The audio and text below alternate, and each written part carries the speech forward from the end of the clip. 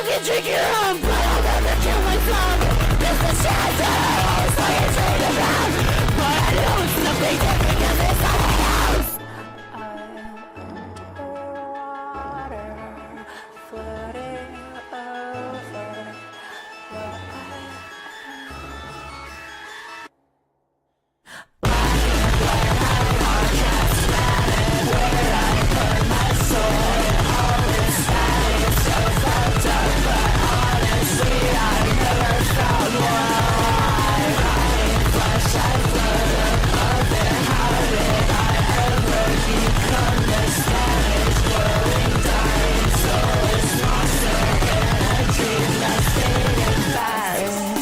electromagnetic noise, or it's just smoke from the sky, and it burns my eyes, and it's so hot I barely lie. I feel reality bend, 'cause I can't catch my breath. It's fucked up, it's been days since I slept.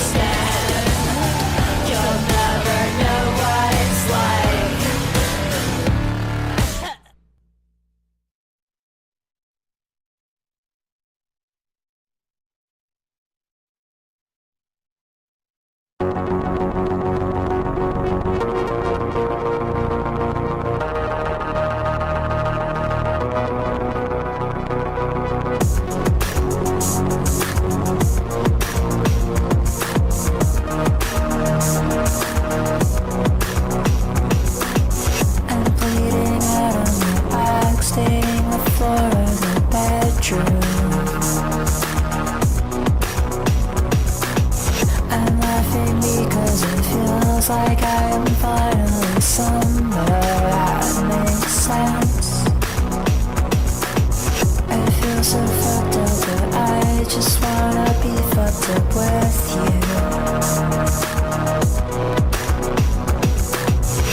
You just gotta, I'm just so glad we're friends. Sometimes I just wonder who I am. Sometimes I want to count who I am. Sometimes I don't want to feel anything at all.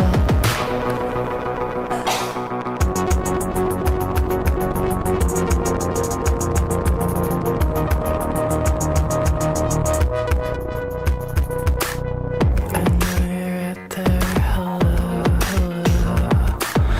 I'm sorry I sing my prayer out of tune. I never thought I could go to heaven until I died and I met you. Is the truth just too depressing?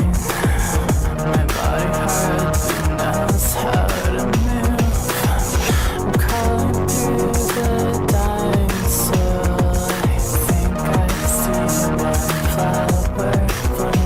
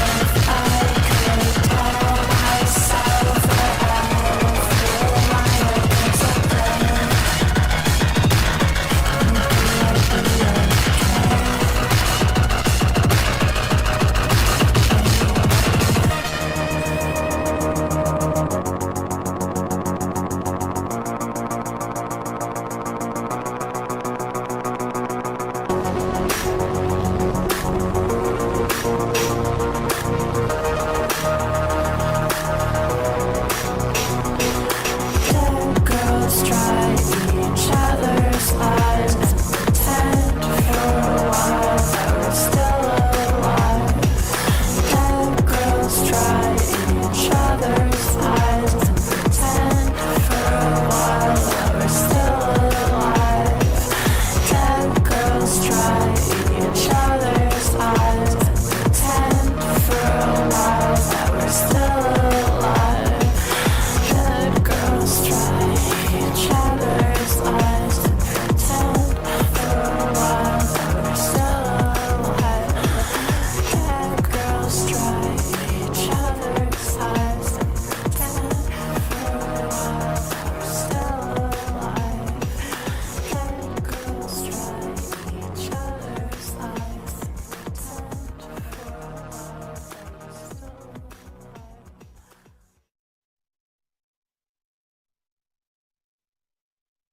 and pretend for a while that we're still alive.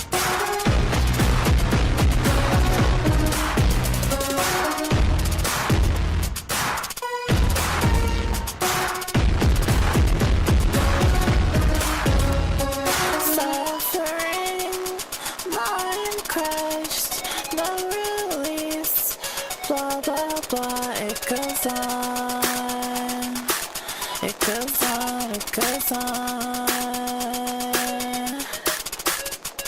Suffering, mind crushed, no release, blah blah blah, it goes on, it goes on, it goes on. I'll be trapped here forever. I'll be trapped here forever and ever. Throw away everything, 'cause I'm never leaving. I'm going down like an elevator.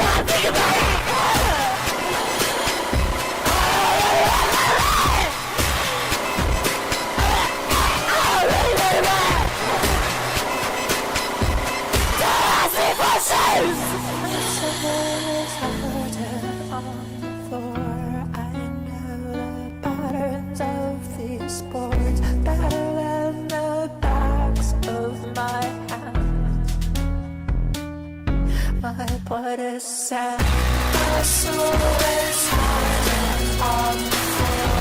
I know the patterns of these boards better than the backs of my hands.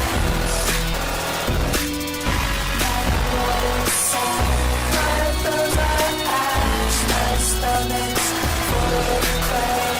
This happens every day. This town is destined to decay.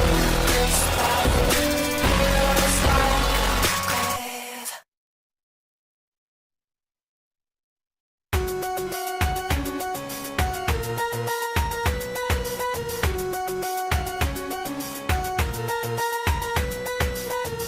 Programming like this is made possible by viewers like you. Every day, I'm so fucking freaked out.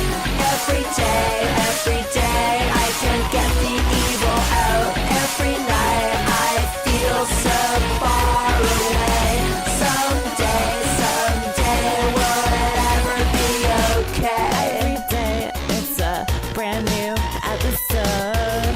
Every day I guess we'll see just how far it goes. Every day it seems like no one sees and no one knows. Every day I kinda wanna cancel the show. Most days I just feel like I'm taking the show.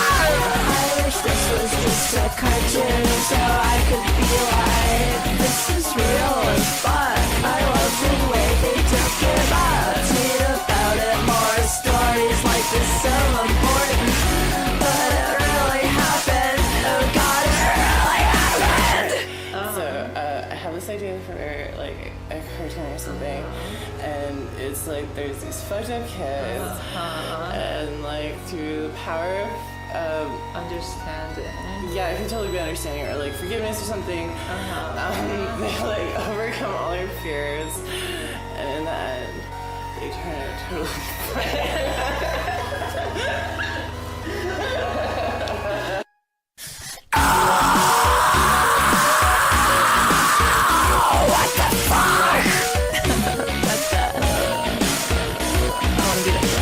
Every day it's another new episode. Every day slice a bit more meat off the bone. I'm such a Meat off the bone. crisis while just busy. I feel so guilty. What the fuck? What the fuck? What the fuck? What the fuck? What the fuck?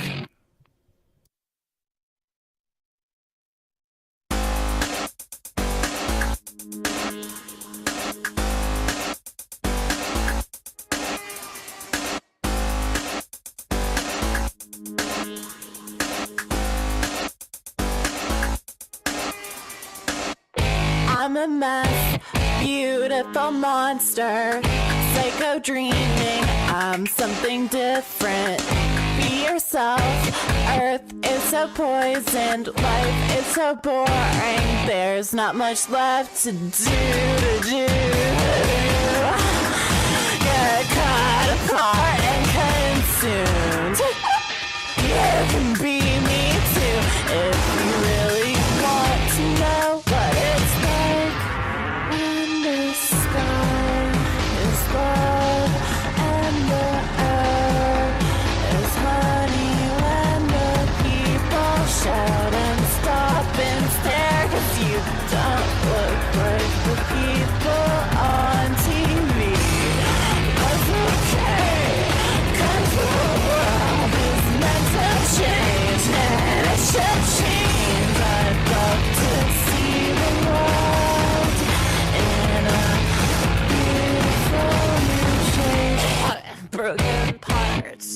garbage might fall apart, misaligned, start again, push yourself back up and then pretend. I've tried so hard to be good. I wish I could. But this is how it was always going to be. I'm so mean. When the sky is red and the air is honey, when the people shout and stop and stare, 'cause you don't look like the people on TV. That's okay, 'cause the world is meant to change, and it's just ain't the clock to see the world. Let me show you all the limitations. Let me show you all the limitations. Let me show you all the limitations. All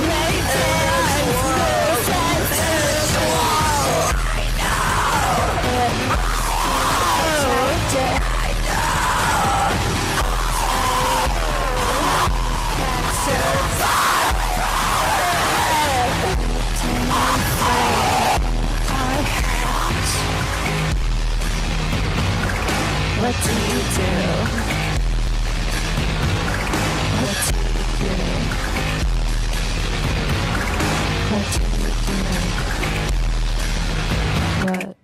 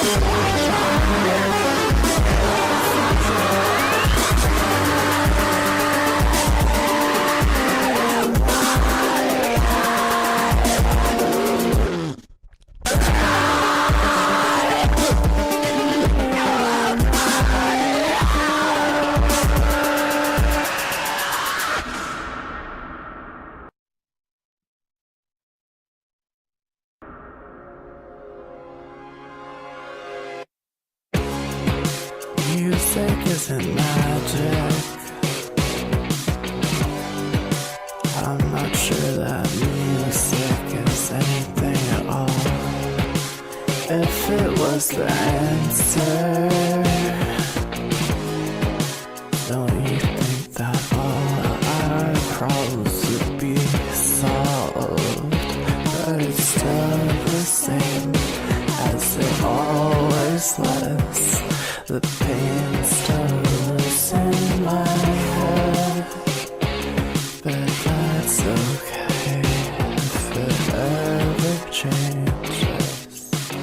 I'm sure I'll be dead.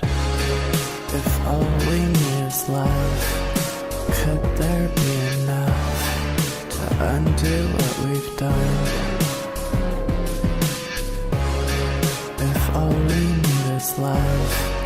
Could there be enough? Could there be enough? If all we need is love, could there be enough to undo what we've done? If all we need is love, could there be enough? Could there be enough? Could there ever be enough? From the outside, it's simple. There's a wound and it is bleeding. It is obvious and visible. Healing isn't ideal. That's supposed to be real.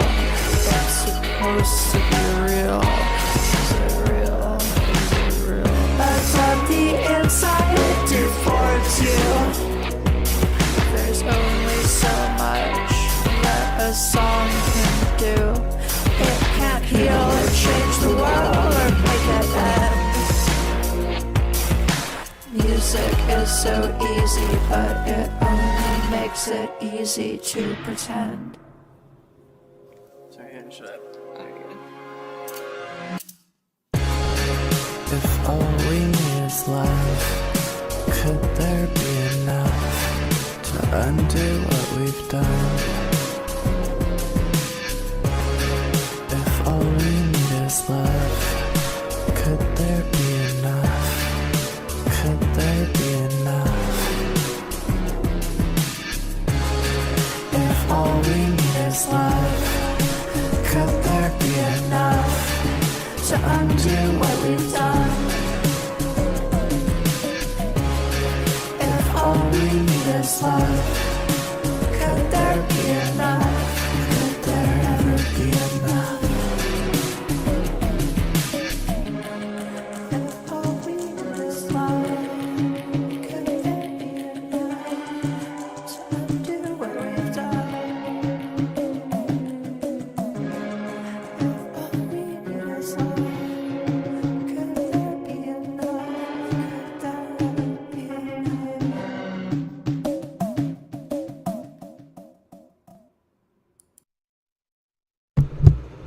Alright, so you guys are still trying to figure out how the hell this whole question box thing works. So I should have known better. It's a kind of a newer feature, I believe. Apparently, thank you at Fox Like Sushi. There's an iOS related issue. If I pin a different message on top of the original message, I guess it only shows one at a time. So now I know not to pin messages on top of the Q&A box thing. So they're still working out the kinks on that one. But in any case, you can use the box at the top to basically put a question in there. I don't care if it's schizoid related or if it's about other bullshit. I'll answer whatever. But if it's schizoid related and you're schizoid or you think you are, whatever, and you have questions, I know enough about it to give advice and personal opinions and information that I've gathered over the years via a normal sort of fucking manner of just gathering information. I am not a professional. I am not a therapist. I am not a psychologist. I'm not any of those things. So take what you will with a grain of salt. I'm just some fucking guy on the internet that is schizoid, diagnosed schizoid, and knows a lot about this stuff and knows how to work around it, knows how to deal with it, knows, has theories on why it functions and how it functions and what it is and so on and so forth that have been created with the help of others and everyone and so on and so forth over the last 2+ years at this point.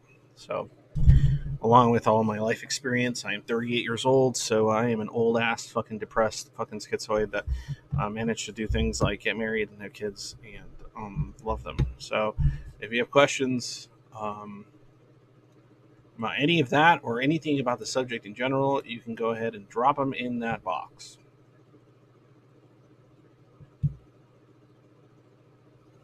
Okay, let's see if we have. I saw some questions pop up in the box, so I'm going to start tackling them. Okay, so question 1. Remember, if you have questions, just put them in there, because if I run out of questions, I'm just going to sit here and listen to music. Okay? I can ramble on about one question for a chunk of time. At 7:30, I'm going to do my own ramble on a topic that I wanted to talk about, and then you guys can talk about that shit, or and eventually jump on my live stream via the Discord, the Zoidvoid Discord, if you want to talk to me directly. Whatever the fuck, I don't care. Okay. Here we go. Question 1. How did you come upon that the Skiz autism spectrum theory? Okay, so first, for people that might not know what the fuck it is that you're referring to there, GVWWB. God, I hate when people have names that I can't just say. Go like, what the fuck am I supposed to say to that? GV. All right, GV. So GV, to answer that, like I said, I first want to describe what it is. So I have a belief in a theory that I've developed with the help of others, and over the course of my own experiences and the experiences of others and what others describe to me, so on and so forth, blah blah blah blah. And it's not like something I just created out of thin air by myself. No, it's with the help of many other people over the learning from them, listening, helping find language for it, and so on and so forth. So yeah, whatever. In any case, so I have the belief that besides there being an autism spectrum, right? So you have an autistic spectrum over here, just focused on the highly concretized, focused on the minutia of detail and all sorts of stuff, and how a system-based sort of cognition that has an emphasis on the particulars of life, of existence, if you will, in a variety of ways. And then you have the equidistant, which is everyone else, the medium in this giant spectrum of things, right? Because if autism is a spectrum, well, then part of that spectrum as a whole would be everyone else, right? A cognitive spectrum. And I believe those are everyone else that is mostly focused on the interpersonal, right? Which is, day-to-day social focuses and communication and everything else. Your average, normal, neurotypical person, normal, whatever. And they're kind of caught between somewhere in the center of all this, and some of them lean to the left, some of them lean to the right of this spectrum, right? To the concrete or the abstract. Now, the abstract, right? That's where the schizoids, the schizotypals, and other people like that are in. So that's when we start going into where your cognition is emphasized or intuitive in the nature of the more abstract thinking. Right? Your feelings and your emotions and your sense of identity and a bunch of shit is oftentimes going to be interlinked to that realm when you're someone on the sort of schizo side of things, which includes schizoid and schizotypal and everything else, right? Okay, that's my belief. I lost everyone just saying that. I love it. It's amazing. I can't even say that. I love how it dropped from like 13 people to 7 people just from that sentence alone. It tells me a lot. Okay. So where I came up with this, or where how I came upon it, is a combination of factors.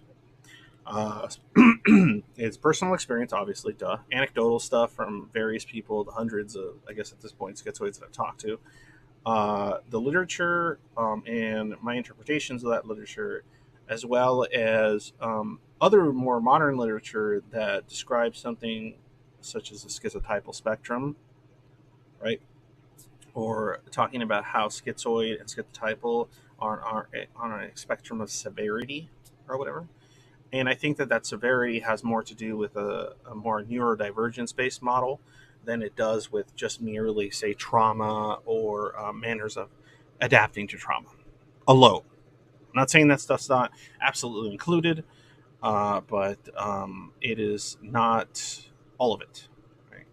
And so how I came upon it was just a collection of information, people I've interacted with, people that have talked to me about it, so on and so forth, my own interpretation, my own introspection on the matter, blah, blah, blah, blah, blah, blah, blah. There's like a ton of fucking things that I've been doing over for a while now that have led me to these conclusions, right? And a lot of them are logically consistent.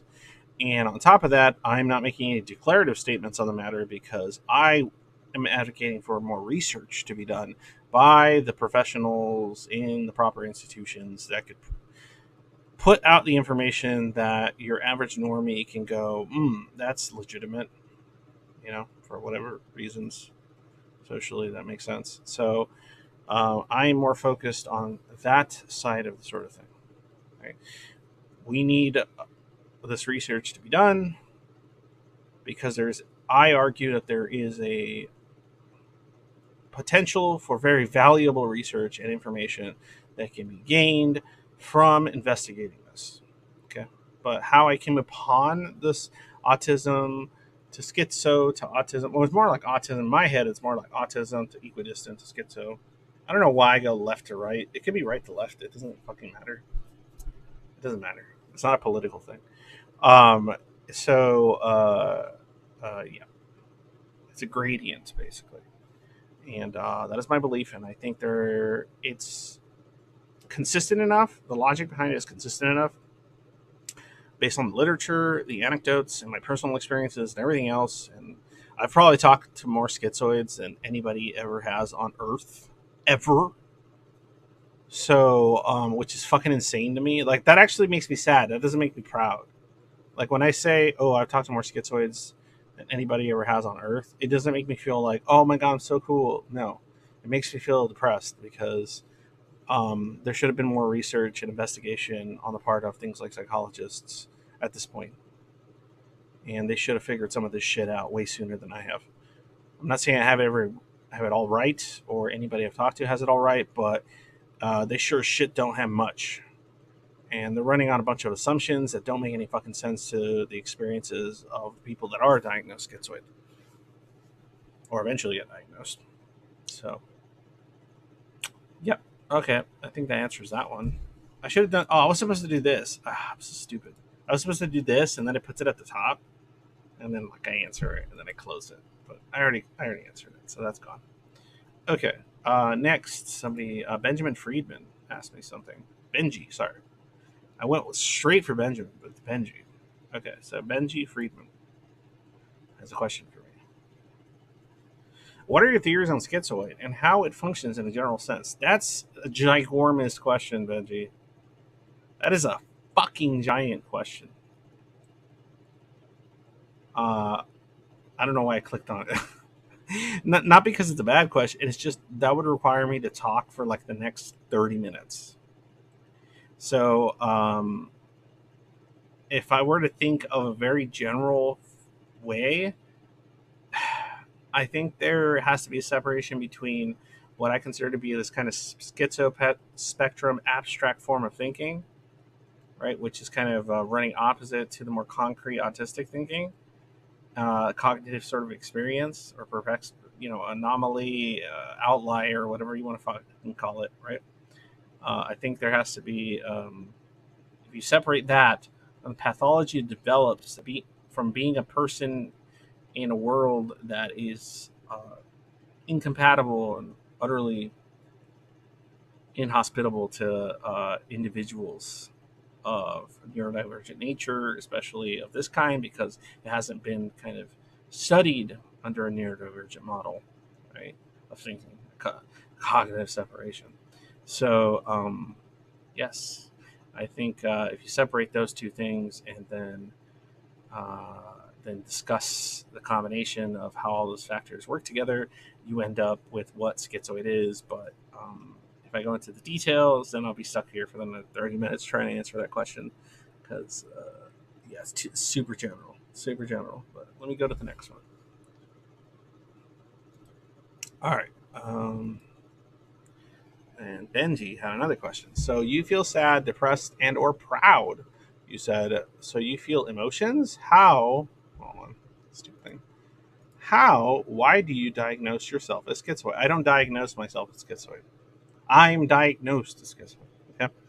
And on top of that, the manner in which the ICD and the DSM describes schizoid is so fucking pathetic. Sorry, better language. Is so rudimentary and only outward expression analysis based that it doesn't have any answers pertaining to the internal mechanisms and happenings of the people that are oftentimes diagnosing schizoid, right?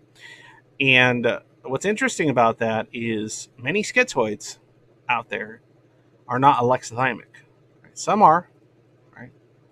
And even the alexithymic ones are feeling feelings. They just can't feel their feelings.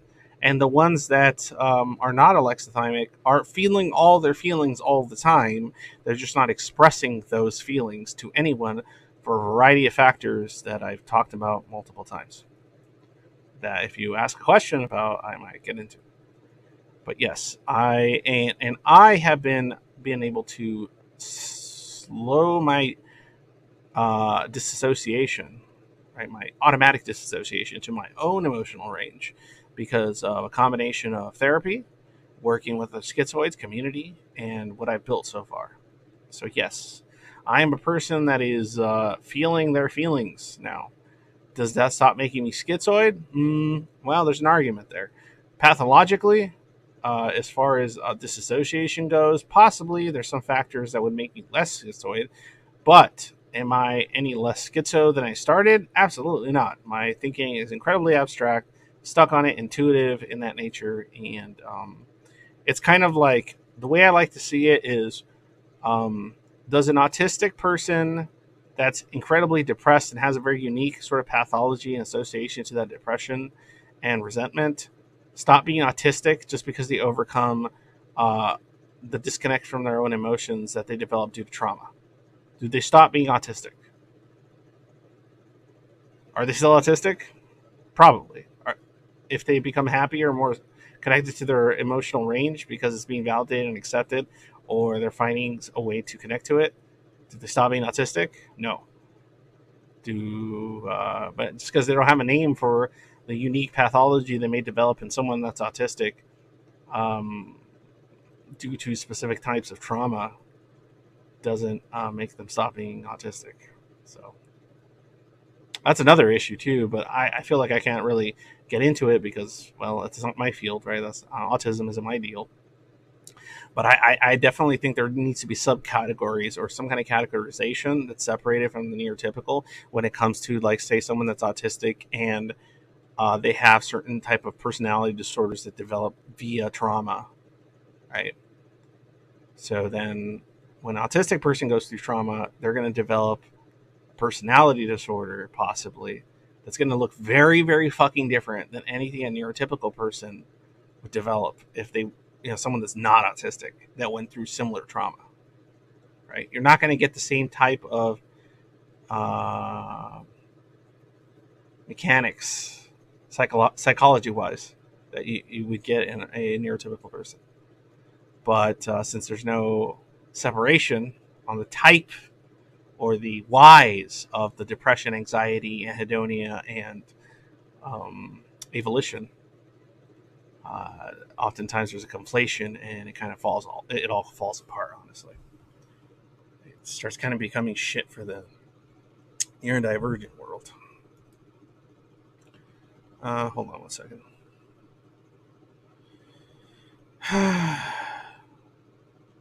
Let's see here. Interesting about autism to one side. Okay. Yeah, no worries. Okay, totally. Thanks for the answer. Okay, cool. I'm glad you enjoyed it. Sarantha said, I just described schizoid emotions like a language one never learned how to speak. You feel them, but you don't know how to communicate with them. Yeah, well, that's what happens, Zaranthos, in my opinion, when you are surrounded by individuals that cannot speak your language. Now, if you surround yourself by more individuals that can speak your language, well, then suddenly you can start developing access to a lot of interesting things. A lot of interesting things. Okay, so let's switch over questions here. Select question. All right. How did you and your wife meet? Me and my wife met through a mutual friend that I had made via my job when I worked at Blockbuster. Now, why? I mean, because my definition of friend and my definition of friend back then are completely different, right? The way I used to define friend was, mutual interests in topics and stuff that would make us want to gather together more often in order to share said interests and topics, right? Okay. Now my definition of friend has broadened significantly since I have more access to sort of my emotional range. Okay, but I won't get into that. But through that connection of friend via topic and interest, because we were both into similar video games and movies, the silly shit, and so then I met. He was a friend of my now wife, and then we hit it off for a variety of reasons. Probably, I like to always say that she has a kind of general aloofness and kind of tsundere, if you were, if you know the anime term, the tsundere sort of aloof sort of personality, which worked incredibly well for a schizoid dude that was super like negative and pessimistic like me, because of a variety of factors. And then over the course of that, turned into dating, it turned into wife, and turned into kids. Okay, simple as that. So I kind of fell into it. I'll be honest. If I hadn't found someone like her, I probably would still be either dating and finding nothing but failure in that world, or gave up a long time ago. So, yep. All right. So that's the answer to that question for now.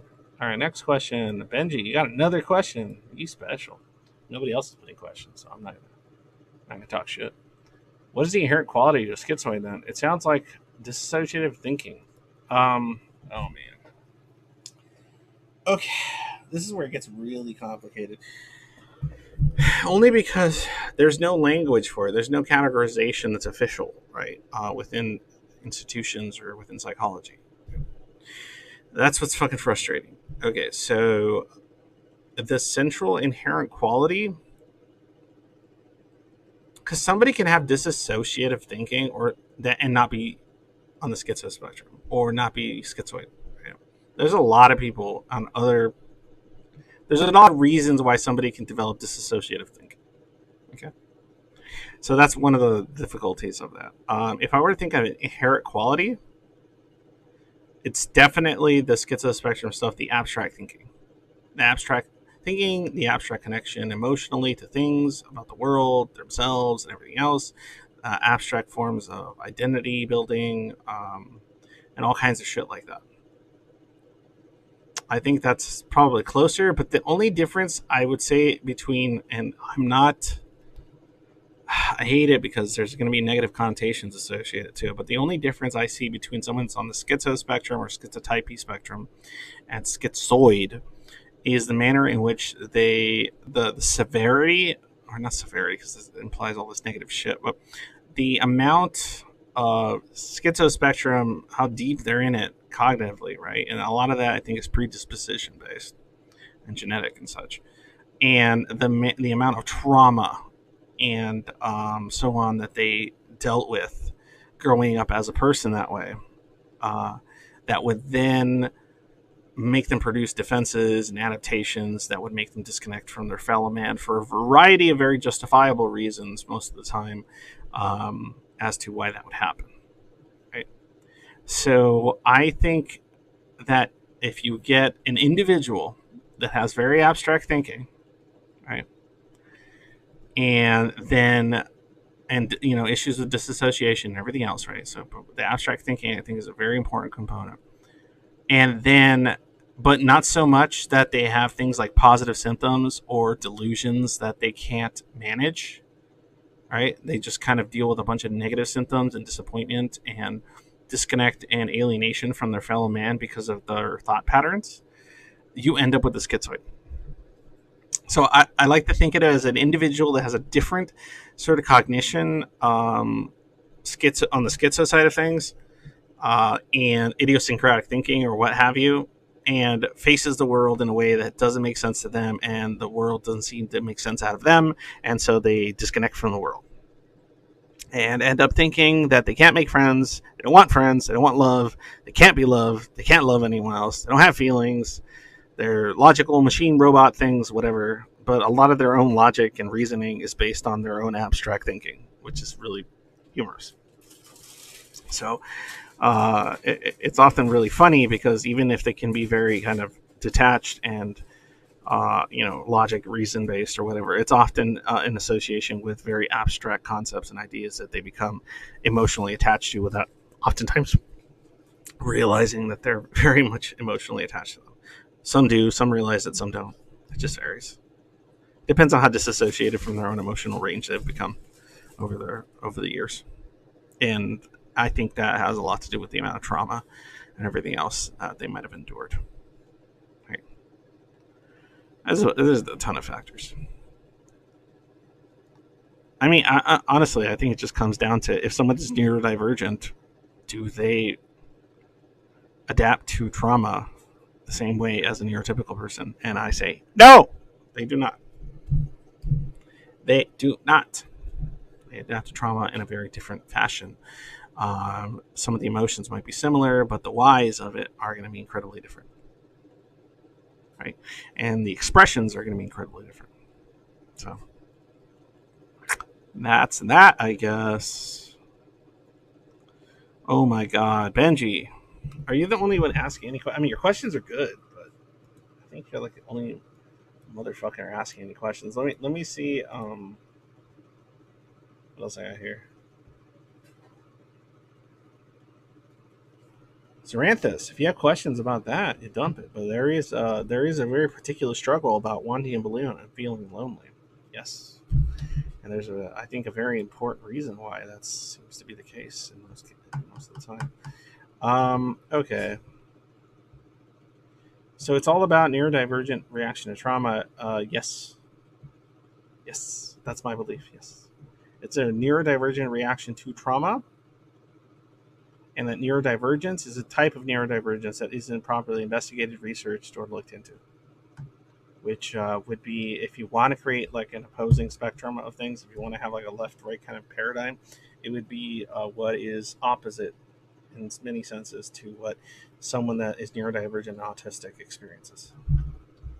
But there are individuals out there that have a combination of both. That have like both autistic and schizo sort of spectrum tendencies, and for those individuals, they have a very rough time.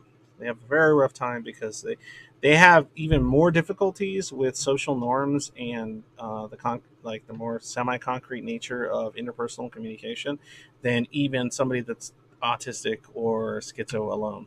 That shit's a fucking mess, and I'm not qualified nor intelligent enough to figure out how to fucking manage all that shit.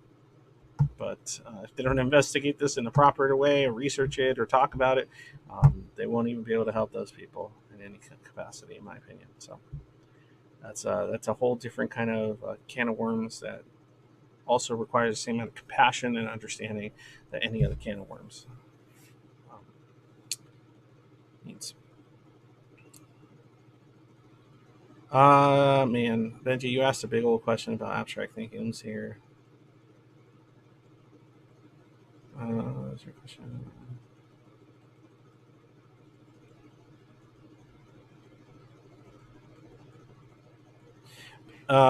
Here, just very quickly. It's a big question, but I don't think it has a big answer. Um, I the type I think is unique to the individual, right? That's when you start like, because I don't like people like anyone else, especially probably a lot of schizoids that listen to this. I don't really like the idea of just like associating myself to one fucking label, right? Like schizoid doesn't mean a uniform form of thinking. No, it just means a cognitive experience that is unique and a kind of an outlier and neurodivergent. But the personality of the individual and their own passions and interests and so on and so forth, even if they're being seen through this kind of abstract lens, are going to be very unique. And the interests and emphasis that they place upon and importance and value systems that develop can be very unique to the individual. That is, this isn't a uniform thing, right? So the type of abstract thinking could vary from somebody that's like very passionate or emotionally connected to things of a certain abstract level, and others that are just lost in other places, right? So there's people that go into the occult and the spiritual, other ones that are focused on like the national or beyond the national, the international, the world, humanity, its development, its fall, its grace, its whatever, all this conceptual, symbolic shit that could range from a different level of abstraction and so on and so forth. Their ability to navigate said thing, to go back to the more equidistant and interpersonal, and then still communicate with the very, very abstract, and the value and importance and salience associated to it. Like, it's a fucking mess, man. It's not, there's no like particular type of schizoid. Dude, I've talked to schizoids that like, um, everything is art. Art is all. Art is life. It's more important than eating and breathing and mating or any of that shit. Art, right? For some, it's writing. For others, it's visual art. For others, it's philosophy. For others, mathematics. For others, it's uh, astronomy, astrology, uh, it, biology, evolution, vampires. Yes, yes, GV. I don't know about vampires, but GV asked me if there's vampires, but maybe. But my point is, or energy vampires, right? Some schizoid might go into, I guess, what would be considered the metaphysical, and other ones might become very invested in the materialist to find some kind of meta meaning to existence or lack thereof. So, and everything below and above. Right. There's very few schizoids I've talked to that are like, oh, I'm super concerned with the interpersonal, the social and interpersonal in a conventional manner. I don't think I've ever spoken to a single fucking one that's like, ah, man, I sit at home and I don't talk to people because of all these social interpersonal reasons. Right. Usually, if there's like a lot of fears of interpersonal rejection and things like that, you're talking to somebody and is incredibly asocial or stays away from people. You're talking to somebody that's more or less avoidant. My opinion, my dumb opinion. But when you talk to a schizoid, you're gonna hear some interesting shit for as to why they stay away from others and the disappointment and resentment and hatred sometimes that they feel for their fellow man. And oftentimes there's going to be some very kind of meta reason for that with the schizoid. Or sadness or so on and so forth. Or what they find good in humanity, what the things they do find positive and good about human civilization, society, and everything else. They're going to often be very kind of abstract concepts, ideas, symbols, whatever the fuck.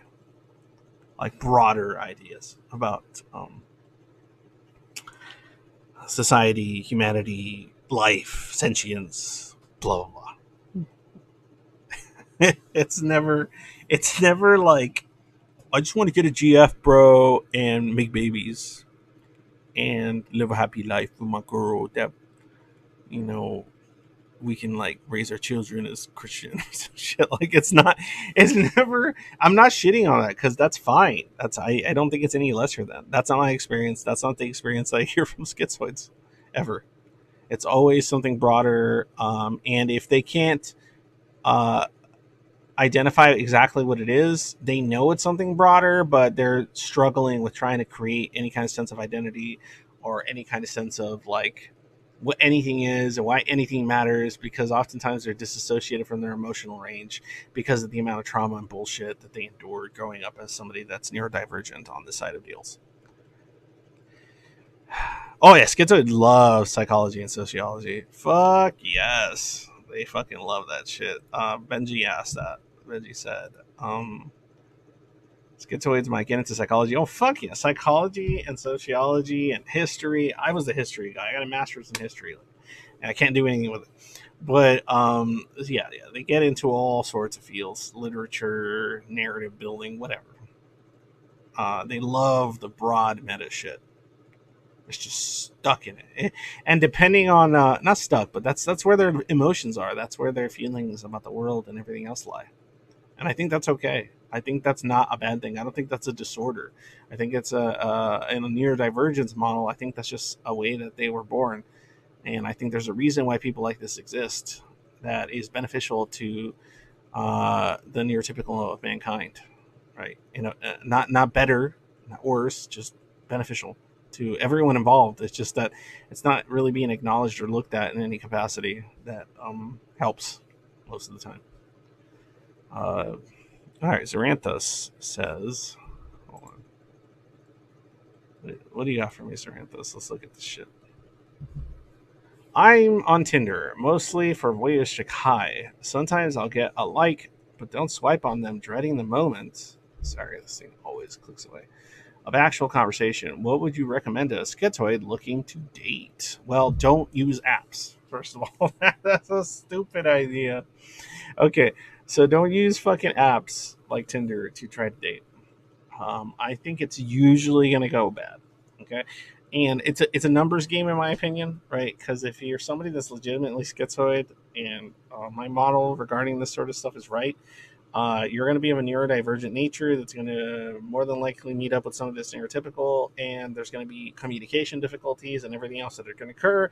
And they might find you emotionally difficult for reasons you don't understand. You're going to find them emotionally difficult for reasons they don't understand, and that's going to be difficult. That's going to be a rough way of dating. Okay, my recommendation for dating somebody that's on the schizo spectrum of things is probably go to places or do activities that abstract weirdos like myself and others would go to, right? So, join a coven or join something really nerdy, right? A club or an online board that places strong emphasis on something that's very abstract, right? If you're someone that's diagnosed on the schizotypy or schizoid sort of side of deals, go to places where it's very topical and oftentimes focus on the meta of things. Online, unfortunately, is your best bet at the moment. In person, if you can find a club of that nature, that's fine too. I mean, you could go to something like, I know some people have said like rock climbing or some kind of physical sport or something. That's a way to do it too, but again, it's a numbers game in my opinion.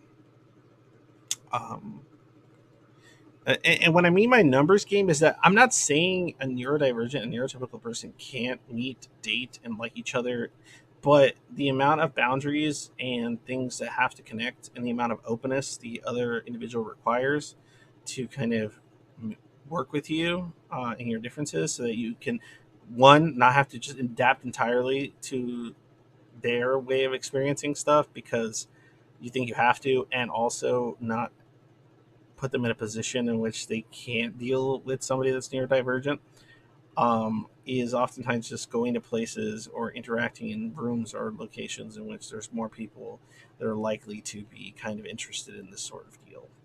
Right.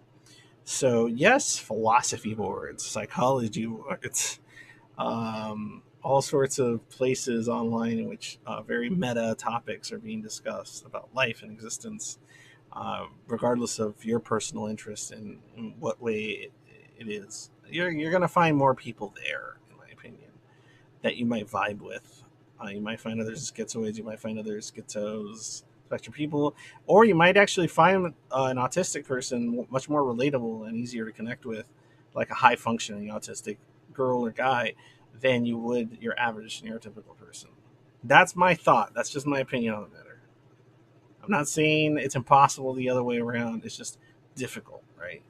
It's unlikely, in my opinion. It's just there's gonna be more things to overcome. Hey, but love prevails overall and all that kind of shit, right? Yes, if there's enough understanding and love and compassion and mutual communication, yeah, absolutely, it can be prevailed and it can absolutely there's something that can be created there. But it will have more bumps in the road and difficulties, absolutely.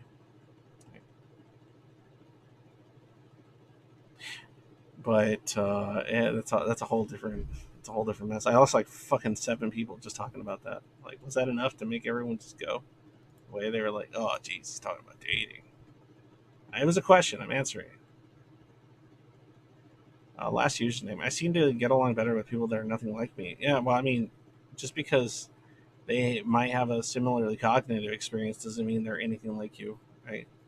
Like, I've met other people that are schizoid or on the schizo spectrum that I don't like, or are totally different, or have totally different interests and emphasis and everything else than myself, are just like completely um, different than me, but I get along with them because they have different passions and interests that I find alluring or interesting, right, to some capacity. Um, let's see here. I'm trying to read Mage the Ascension. What? I'm looking at the live chat now. I don't even know what's being said. Autistic people really don't seem to care a lot in my experience. Um, yeah, well, Michael, they might care. They care differently. That's the difference, right? A lot of people might say, "Oh, schizotypals or schizoids or whatever, they don't care about anything. They're so disconnected and disjointed. They don't have feelings, or they're so distant and concerned with all this other shit that's not important. It's not real feelings, right?" That's what people might say about somebody on that side of things, because what they place value and importance and they're emotionally connected to is going to be incredibly different, right? The type of love and connection and even the interpersonal nature in which they connect to other people is going to be incredibly different than when you generally run across certain noise. And it's the same with autistic people. I mean, there's been studies done on how autistic people can empathize far more, even effectively, with other autistic people, right? Because they have a similar kind of understanding on a certain wavelength about what is important. Not exactly what is important, but the type of importance that's placed on it and how they place value on things. Right? And when they can meet up, at least on that level, they have a much higher chance of finding some kind of um, communication that will be functional. So, so yeah, I've talked to schizoid like peeps that like are totally into different things than me and have different interests, different passions, and I'm like, this person's cool, right? Opposites can still attract. The last username is what I'm saying, but sometimes those opposites can connect in one way or another. But there's certain types of opposites that definitely want to attract. In last username, in my opinion, there's some opposites that you're like, fuck this. All right, what do we got here? Oh my god, I'm running into ramble time soon here. I need a quick break so I can get ready for that. 7:30. I want to ramble about something I think is important. Any thoughts on how to differentiate SCPD from prodrome schizophrenia, or like how to notice the progression from one to the other, since negative symptoms would already be prominent? That's the problem, Fox like sushi. I'm not entirely sure. I think I know what you're referring to, prodrome schizophrenia. Because okay, so there used to be this separation in schizophrenia and like previous incarnations of like ICD and shit like that. That I think they got rid of, in which they would have these subcategories for things like schizophrenia. And one of those subcategories for schizophrenia, if you read it, it's just schizoid. Right? It's basically all the negative symptoms that a schizophrenic would have without any of the positive symptoms. Right? So not hearing things, hallucinating, or any of that shit, but they have all the negative symptoms. And all the negative symptoms of someone that's schizophrenic, or oftentimes the negative symptoms of someone that's schizophrenic, are going to be the same fucking negative symptoms you see with someone that's schizoid. Like the outward behaviors, right? The isolation, the aloofness, the flat affect that's often seen. Not it's not required. Trust me. Especially if you're a covert schizoid to learn how to mask and got really good at speech and communication, and so on and so forth. But point being, if you oftentimes when you get someone that's schizophrenic and is like mid to like high functioning, you're going to see a lot of symptoms of what would be considered schizoid. Only they're going to be dealing with the positive symptoms as well, which is, like I said, auditory, visual hallucinations and shit like that. Okay.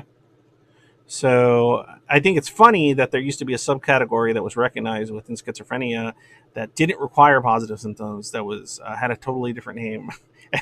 And it was just like the idiosyncratic thinking and the abstract sort of concentration on stuff and like the certain aspects of the aloofness and then all the negative symptoms and everything else, like and none of the hallucinatory stuff or the strong delusion stuff. And all of a sudden, you had a subcategory for schizophrenia, right? Which looked almost exactly like a schizoid. So, but now they got rid of all that, and now it's just schizoid. But it's like, okay, yeah, it's all a personality disorder. It's so stupid. um let's see here. Okay, next question here, and then I'm going to take a quick break so I can grab a drink and move on to my individual ramble. The abstract thinking stuff, could that be viewed as a mind being more willing to draw associations between things, contrasted with a mind that draws harsh divides between unrelated things, like openness, closeness? Sort of, right? There could be individuals. See, that's what's funny. The whole openness and closeness, like situation. I think that could exist on both sort of spectrum divides there. So you can have a very open schizoid or schizo spectrum person, and you can have a very closed one. Right? A closed one might have very abstract thoughts and beliefs, but are very kind of closed off. Right? Those are the truth. This is the divide. These are the categories. This is how it works. This is existence. This is they might become more dogmatic about something. Right? Somebody that's high openness might be like, I don't know anything. Does anything matter? Everything's up in the air. Everything's chaos. How can I question existence? How can I even declare to say that anything about existence is valid in any capacity? Right?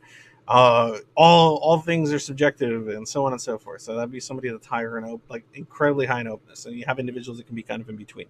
Right? So yeah. But the abstract portion is still there. That's what's funny. So yeah, yeah. My private photo is here. Fuck you, pass, fun, whatever the fuck you are. Reports, probably porno. I hate it, man. I hate when these fuckers get on here.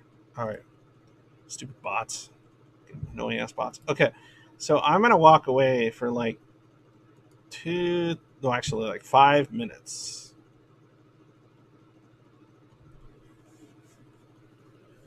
And then I'm gonna go on my ramble real quick. Would negative type schizo show actor traits? Yeah, absolutely. That's the thing. Like if you look at actor traits, there's no talk of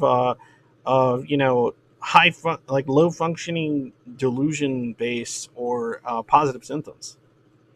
It's generally just a pile of negative symptoms and idiosyncratic thinking and odd beliefs and things like that.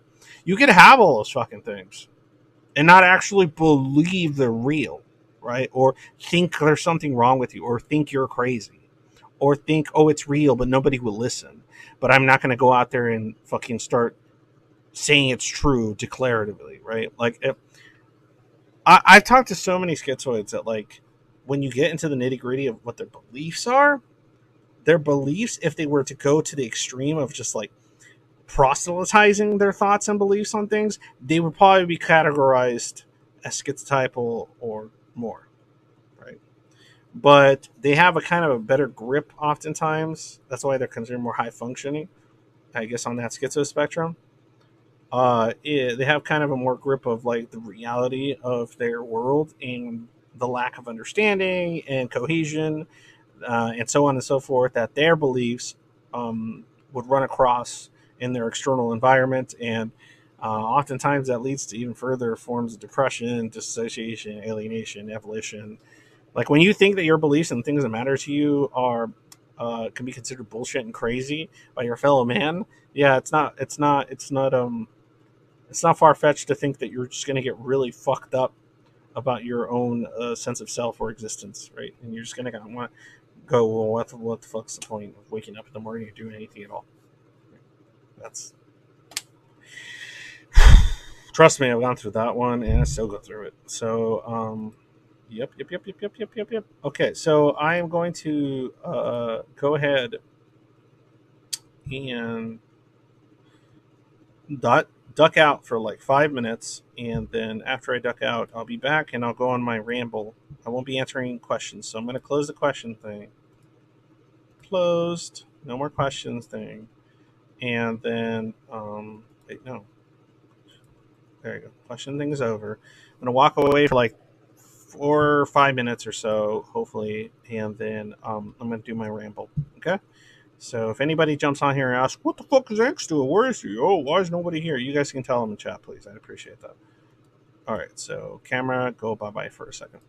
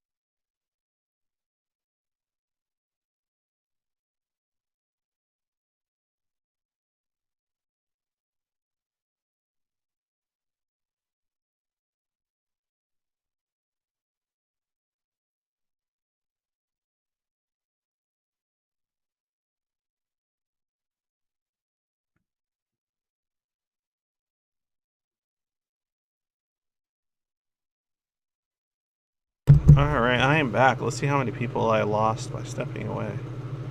Oh well, that's life. How many people left? Oh shit, not that many people left. What a goddamn miracle. Look at that. Woo-wee, woo-wee. Okay. Woo-wee, woo-wee. Hello, is this the Babylonian Tower demolition stream? No, this is the Babylonian Tower construction stream. Sorry. The one you're looking for there, BB, is a few aisles down. My apologies for that one. Okay, so I'm connected. Am I here? Did I lose everyone? Whatever. They'll come back. They'll come back if they want to. Oh, if they want to see it.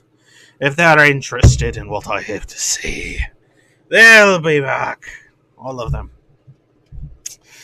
Oh, they'll come back. Dude, I had like 17 people at one point. I was like, what the fuck? Like, I don't even know what determines people jumping on here. I really have no clue. There's times like I'm just rambling about shit, and then I'll see it like jump up to like fucking 17, 18, 20 people. I'm like watching, I'm like, what the fuck? And then they'll start dropping down, they'll go back up, and then it'll go down fucking 10 and shoot back up to 15, 16. I'm like, I don't understand this algorithmic bullshit, man. It's so fucking dumb. Yeah. I don't get it, man. Like, one thing I've been wondering, hey, BB, maybe you know this, or anybody else know this. If somebody has, like, my video just playing audio-wise, but they don't have the window up or something, or they're not, like, they don't have actively, like, they just have it in the background while they're playing a video game or some shit, and they're just listening to the audio, does YouTube kind of know a way to differentiate between they're actually watching and they're just listening, and so it doesn't count as a viewer? Because I swear to God, man, I've seen so many situations in which it'll just be me kind of jamming out, just listening to music or whatever at the beginning, and it won't be like nobody. It'll just be like fucking 4 people, right? And then I'll start talking, and once I start talking, it'll jump up to like 10, 12. Like within like 2 or 3 minutes of me talking. And I'm wondering why that happens. Like, can it tell when someone's not talking and just sitting there? When they're not? I can't figure this shit out.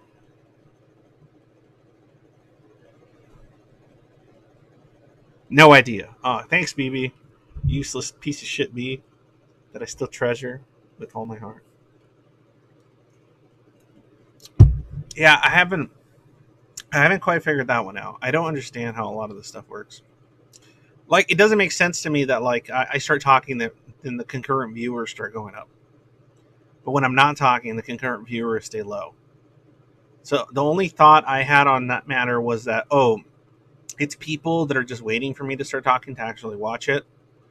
And so they just have it on in the background or something, and so it doesn't count as a concurrent viewer.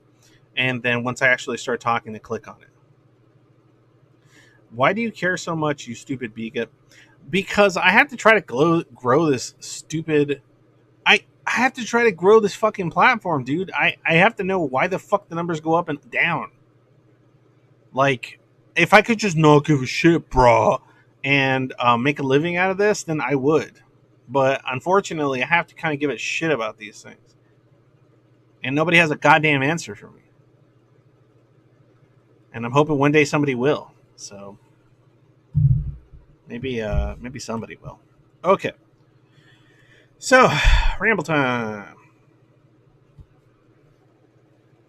Oh, you did 3 cluster B girls?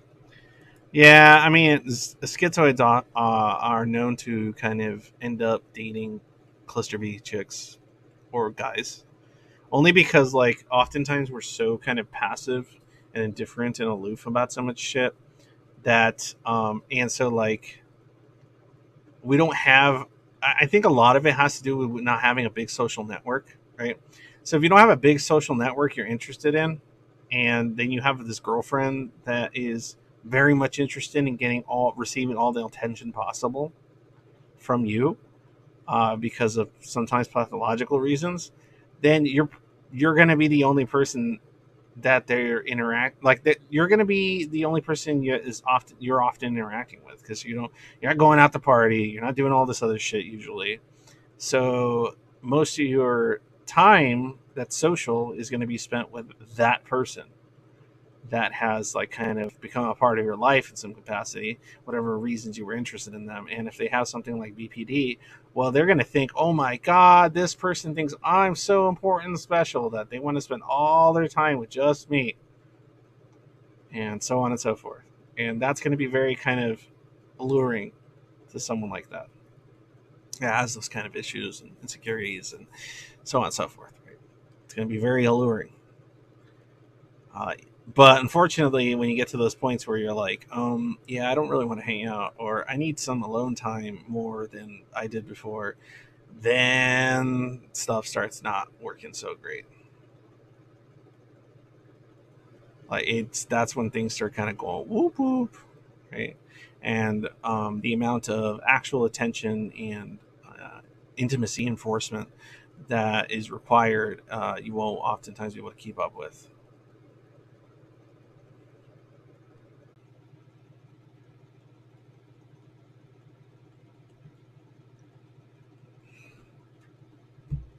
All right, cool. It looks like I'm back. Man, so frustrating. And then, yeah. Now I'm back, apparently. How is this not supposed to be fucking aggravating? I don't even know what causes it. When everything else is saying it's working fine, and then it still takes a shit anyway. Whatever. Okay, so I'm back. That's what matters, I guess. It's touch and go? Why is it touch and go? What the fuck, man? What the fuck is happening? What's happening? Poor. Okay, now it's poor. It's fine. Now it's. Just take a huge shit. I know you cursed my stream, William Crits, with a Mr. Beast reference. I just hate it because I end up losing like half the people watching. When I was like, especially if, but it's worse too because like I'll be on like a roll mentally, like I'll be kind of on a ramble or a roll, and then it just completely just destroys it when that kind of bullshit happens. Every fucking time. Why doesn't this go? What can this go? Thanks YouTube. Thanks YouTube. Now is it buffering? Is it working? I don't even want to get started till I know what the fuck's happening connection, but it's showing the video as if it's buffering. So which one is it, YouTube?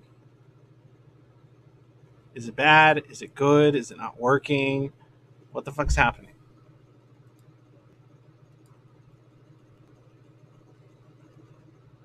Christ almighty.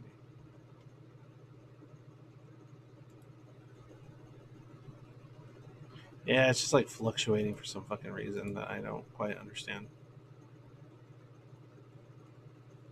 Okay. Cool. Am I stuck again? Let me try DCing from the Discord. I'm trying to fix it here, guys.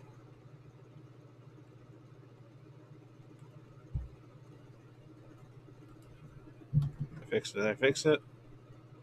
Why is it showing that? It's not even. Oh my god, it's showing my chat. It's showing my fucking chat. God, I hate it. I hate this shit. Great. Good thing it is the mod chat, but it didn't have anything important in it. We were just discussing what polls should be in casual and should not be. Didn't show anything bad. That's good. Didn't show our true nefarious goals. Yep. Didn't. All right. Is it working yet? Is it working? Can I talk now? Hey YouTube, can I talk now? Can I say anything now, YouTube? Is it working? Christ.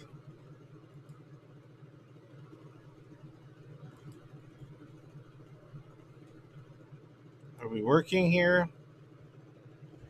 All right, cool. I'll just get going here. Fuck, man. Just like it. I don't know. I gotta figure something out with this. Like, I talked to my APS, I talked to my internet service provider. They say, "Oh, there's fucking nothing wrong on our end." God damn. Okay. All right. Somebody asked, what happened to Burb? Burb's kind of on hiatus. Burb's kind of doing their own thing. They're dealing with some stuff. They've kind of been out of communication with me for a while now, for personal reasons, and I don't know. I don't know if they're gonna. That's gonna come. If that's gonna return or isn't, or what have you. So that is what's going on with Burb. It's kind of a schizoid thing, ghosting and disappearing for personal reasons. Maybe the bit rate's too high. I don't think so. I can't change it now that the recording's fucking going. So who cares at that point? I'm gonna lower the stream quality. Oh my god, am I ever gonna continue the stream? I'm so old and tired. I just want to do my ramble. Why can't I just do it? I just want to do the ramble. I don't know what's happening. It says it has 10 people. Am I back? Is it working? Someone in chat, verify. It's working. It's good. I'm getting mixed reviews in the fucking chat. Somebody saying, "Oh, RIP angst is gone," and then somebody else saying, "Oh, it's working." It's getting better. Okay. Cool. All right. So I'm going to go on my ramble then. All right. So the topic that I wanted to ramble about was schizoid protection. Okay. That's fine. I'll take 95%. So when I talk about schizoid protection, I'm kind of referring more to, like, what is it that schizoids are often protecting? What is it they're protecting? Why are they stay away from people? Right? And what are the principles and values and reasons and maybe trauma or disappointments that they're coming to the table with that would cause them to go, I want to stay away from other humans in whatever capacity that I can, even if I'm masking and adapting and being high functional in some capacity and not be communicated with in some way that makes me feel a certain way, that makes me feel like I'm protecting something, whether it's myself or others. Right? From protecting others from myself or protecting others from me, or maybe both, right? So it's a difficult thing, because I've experienced exactly what it is that entails. Right? I've gone through times in my own life when I thought I need to protect myself, sort of adjectives I like to place on all sorts of shit. And then there's been times when I feel like, I am a danger. Turk's a totally different turn. And it can be a combination of both in some capacity as well. Oh my god, is this fucking working? Is this working? Am I working? Or am I talking to no one? I don't know why the internet just decided to start taking a poop. Not the internet, but like just YouTube started taking a poop on me. Now that I've been on for like 2 hours without too many problems. It's still going? Okay, cool. Well, in any case, I often wonder, like, what is it that we're protecting? What are we protecting?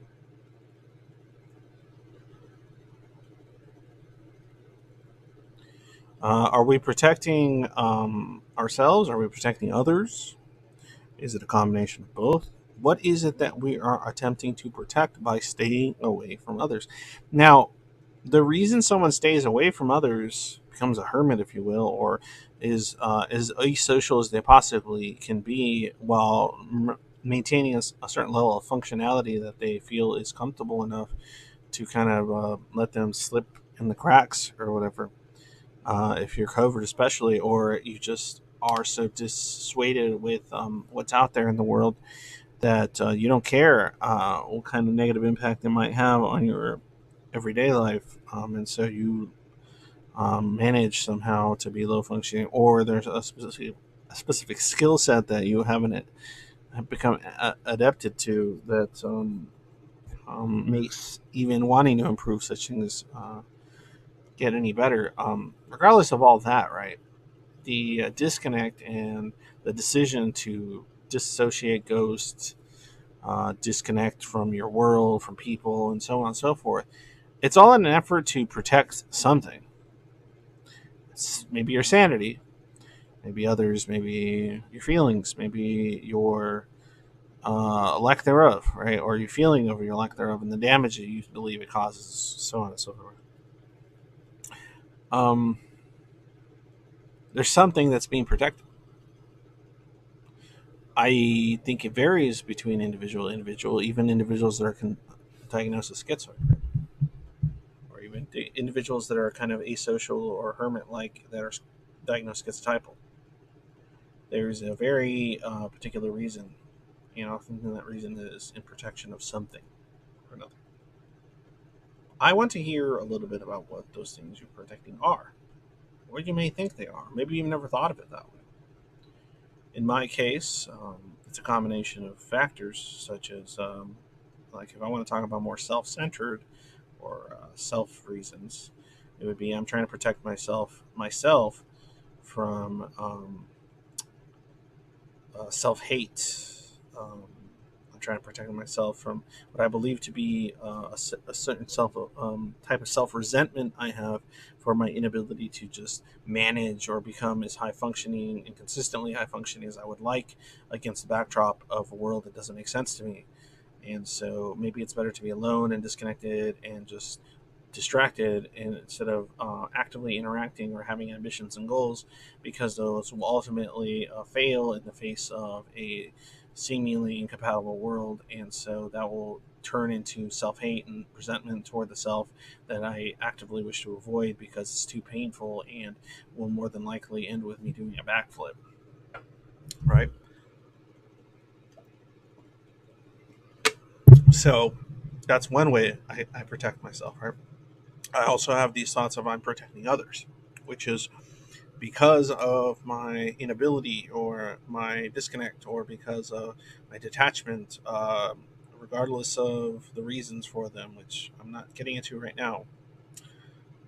I might be hurting others, and I place value in not creating suffering for others and suffering for those I feel are worthwhile, or sometimes even more worthwhile than myself, and so on and so forth.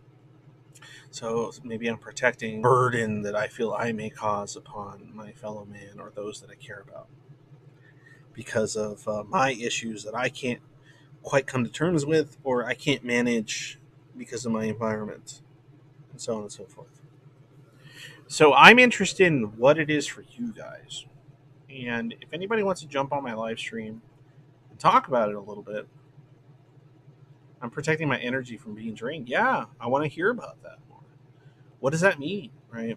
Esau, I think mostly I seclude myself because I feel it's not worth to put in the effort. I don't think a life where I am happy or satisfied is actually possible at this point, so I don't try. See, that's what I mean. That's still, you're still protecting something, right? And even if like the what you're protecting is something that isn't necessarily true, it might be a kind of pathology, it might be a kind of delusion, a pessimistic delusion about the self.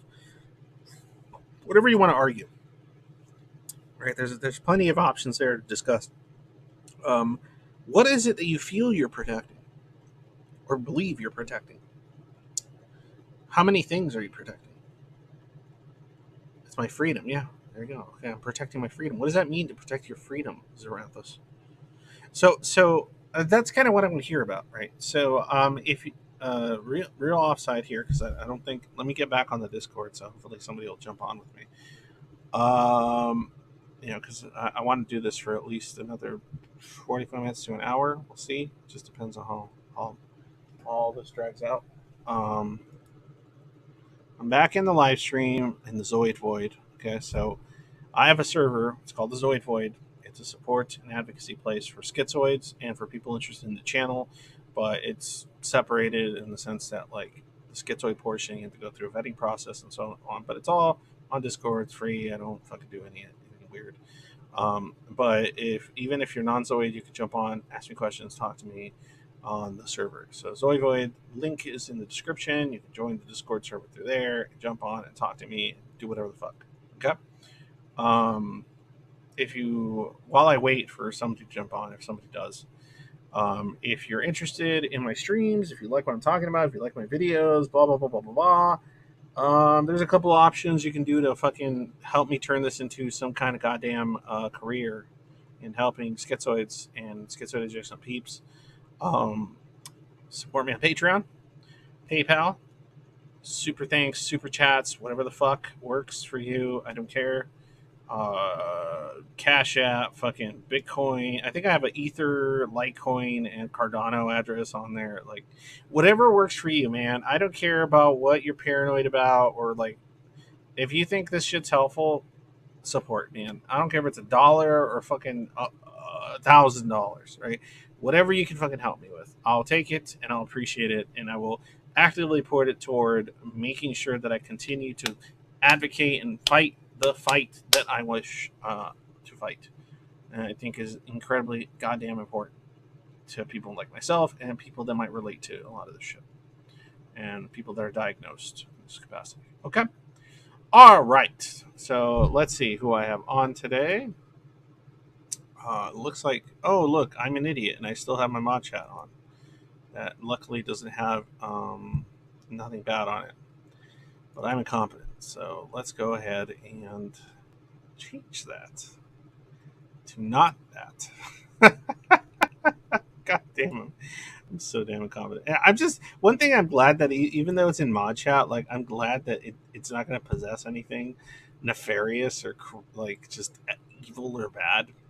So here, let me see if I can fix this real quick. Oh man, this is why I need the money to like have like some kind of crew, right? Like of people I can actually like work with or something. Oh man, so they can stop me from doing terrible things like that. Okay, here we go. Okay, what? Dumb Money Media, I saw you were fucking on. I saw you were on, and I switched over and made sure I fixed it so we can talk. And you're fucking gone, you piece of shit. Where are you? You son of a bitch. You son of a bitch. Where are you? Come back.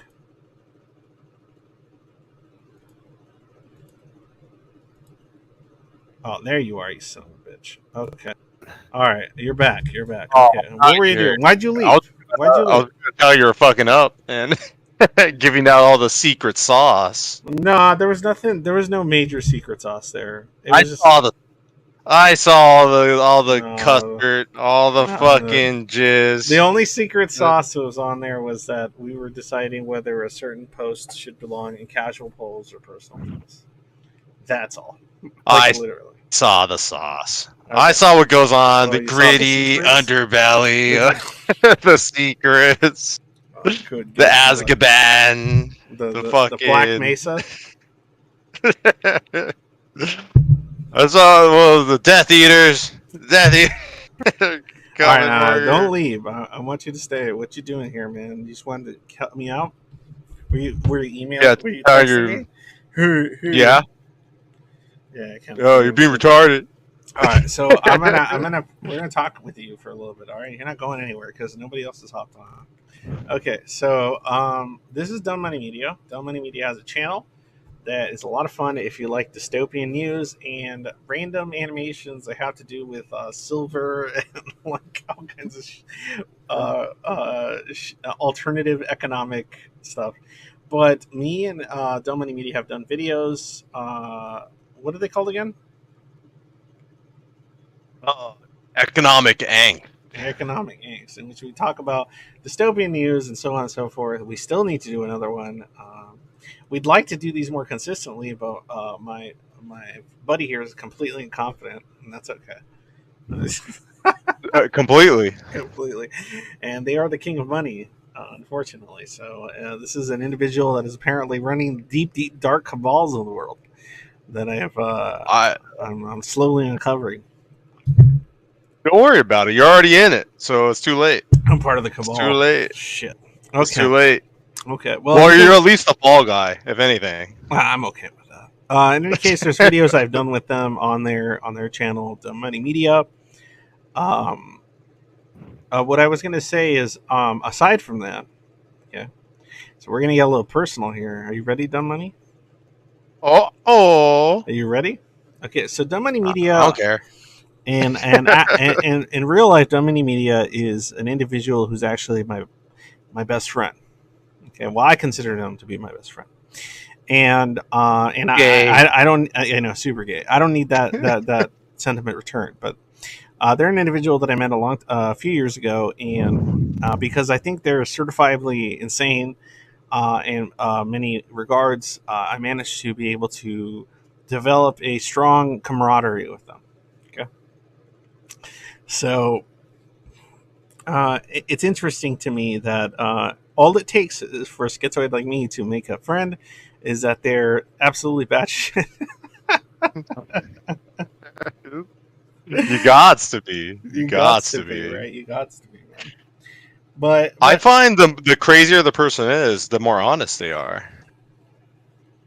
it depends on the type of crazy. Isn't that though, true? Right? No, it depends on the type of crazy. It depends on the type of crazy you're trying to advocate here for or discuss, right? You got different kinds of crazy. There's types of crazy that are incredibly dishonest. Like if you're dealing with a type of crazy that's say psychopathic, psychopaths are going to be very dishonest. No, they're super honest. They're super honest. I watched every season of Dexter, and all I saw was a good chum, A good chum, a good guy, a big buddy, good guy, the a biggest good old buddy. It's just a big old buddy with a pack and a hammer, fucking sausage log in that pants, man. Like fucking big one. In any case, if you want to watch videos in which me and Dumb Money Media talk about depressing ass dystopian economic news, go check out his channel, Dumb Money Media. And thank you, Dumb Money Media, for jumping on to tell me that I'm fucking up. I appreciate that. Yeah. And I love doing that. Oh yeah, I'm sure you love doing that. You get some Schadenfreude out of that one, but I'm okay with that. All right, we'll talk later. Low stroke. Oh, you can hang out. I don't care if you hang out, but I'm going to check in here with Saintist. They jumped on today. Saintist. Yeah, let them. All right. All right. Do Peace your out. thing. Peace out. Okay, hey, what's up, Saintist? How you doing? Hey, yeah, I was just thinking about the topic here. Protection, right? Let's get into the topic. All right. So, what do you what are you protecting, Saintist, or what do you think about that? You don't have to tell me about your shit, but you can just ask me questions or discuss the topic itself, whatever you want. Yeah, well, I was thinking the schizoid, and I haven't thought about it too much with myself, but schizoids in general might be protecting, their identity, what their identity they have left. Like, you lose your identity when you're around people because you have to mask. Mm-hmm.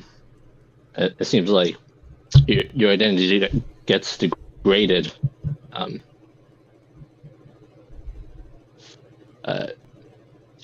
think and of course, if you try to bring up any part of your identity, it gets derided in some fashion. I would say that it depends, right? I think there's a lot of schizoids out there that are, like, say, self-aware or in touch to some aspects of their internal self or their internal world, to the point where they make a conscious decision to not share it or to keep it to themselves, right? It's kind of what you are kind of describing, right? That's the kind of protection that you're describing, right? But there's also individuals out there, there's also schizoids out there that have dealt with enough trauma or alienation and everything else that they gotten to the point where they can't even tell what their sense of self even is, right? And so it's gotten to a point where they're completely disconnected or partially disconnected from the development of a sense of self because of the amount of neglect and indifference and everything else that they faced growing up in their environment. So I think there's a that's why I like to bring up the topic of protection, because, like, yes, somebody that's kind of more self-aware of it, or has developed parts of it and has learned to not share them because they're conscious of the reactions to it, because and so on and so forth. Yeah, that might be something they're protecting, right? But people that are less aware, or didn't develop those kind of senses of or sense of self identity because of the aforementioned things, they might be protecting, like, conceptually, it might be protecting something else entirely, right? They might just be protecting their fucking. It might just be a self preservation technique, right? Of some kind, right? They might think they're constantly in danger and have to find a way to protect themselves from some unknowable hostility that is presented by their fellow man.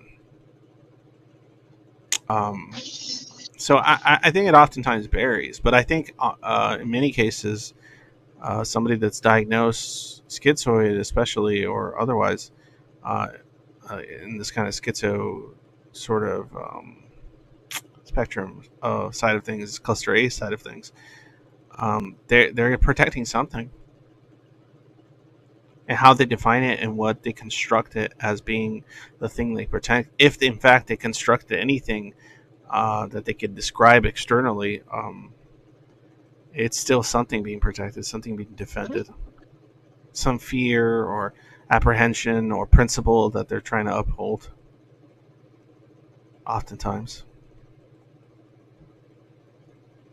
that's my belief, at least. What do you think of that, Saintist?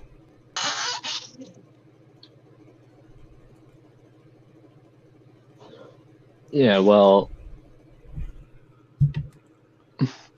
yeah, I mean, it might be different for the overt versus covert exactly. schizoids. I think there's a very different thing there. What are you protecting, if you don't mind talking, Saintist? You kind of said what you think schizoids are protecting, but to me that sounds like it might be what you are protecting. If you don't want to talk about it, that's okay. Yeah. But if you're okay with mentioning it, Yeah. I'd like to hear more details on what it is you think you're protecting. Yeah, I would. I mean, well, I haven't thought about it until today, so yeah. But I was thinking probably my identity, but I haven't introspected enough to. Yeah, I'd say that's probably one of the things I would imagine. Well, let's discuss it a little. Are you okay with that? Sure. Yeah. Yeah. Okay. I've got a bit of alcohol on me. I can do that. Trust me. Okay, so let's talk. All right, so hold on. First, just in case there's people that have questions, let me go ahead and start a Q&A for this topic. So I'm going to type in, what are you protecting as a schizoid? Okay, so what are you protecting? So I'm going to ask that question. People can answer it or ask me questions about the topic, okay? So, oh shit. Make sure I didn't fuck up my own streams just now. Okay, it looks like I'm good. All right. So let's talk about what you may be protecting, right? Without giving detail, will be kind of. Yeah. Okay. So, And if that's it, so can you give me? Can you go a little explore that a little bit? Maybe talk about it. Take your time. Take your time. Yeah. Well, I mean, I think a large part of it is, prior to diagnosis. I think now, after diagnosis, it'll be a lot easier to be around people now that I can. I didn't know I was masking before. I didn't even know what was going on.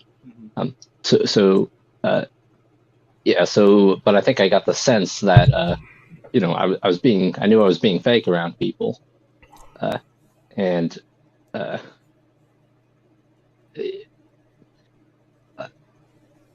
But now I think now I have to actually learn the skill of unmasking. It seems like I haven't developed that skill yet, not entirely anyway.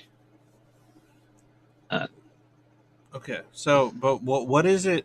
Unmasking would be to, based on what you're telling me, unmasking would be to lower those defenses, right? Unconscious or conscious Yeah, defenses, protecting what yeah, you are saying is yeah. yourself in some way, Yeah, unmasking would be to put myself out there. in a vulnerable state, right? Okay, so what I'm wondering is, why are you like, what made you feel that you needed to protect this, and why do you think you developed both the skill and the automatic adaptation to protect yourself, what you are internally? What sort of derision did you experience that you think developed into this kind of partially automatic process? Like, I'm curious. Hmm. Obviously, like, you don't have to tell me anything like super personal, but you can give me kind of like broad, vague, sort of more overarching descriptions. Yeah. Right? It's kind of Yeah. like if I could say something like, because I've talked about it before on my stream, that I was like sexually abused, right? So like I could say I was sexually abused, but like it wouldn't mean that like anybody knows any details, you know?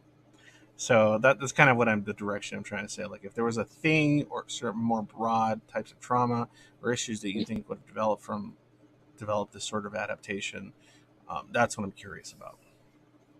Yeah.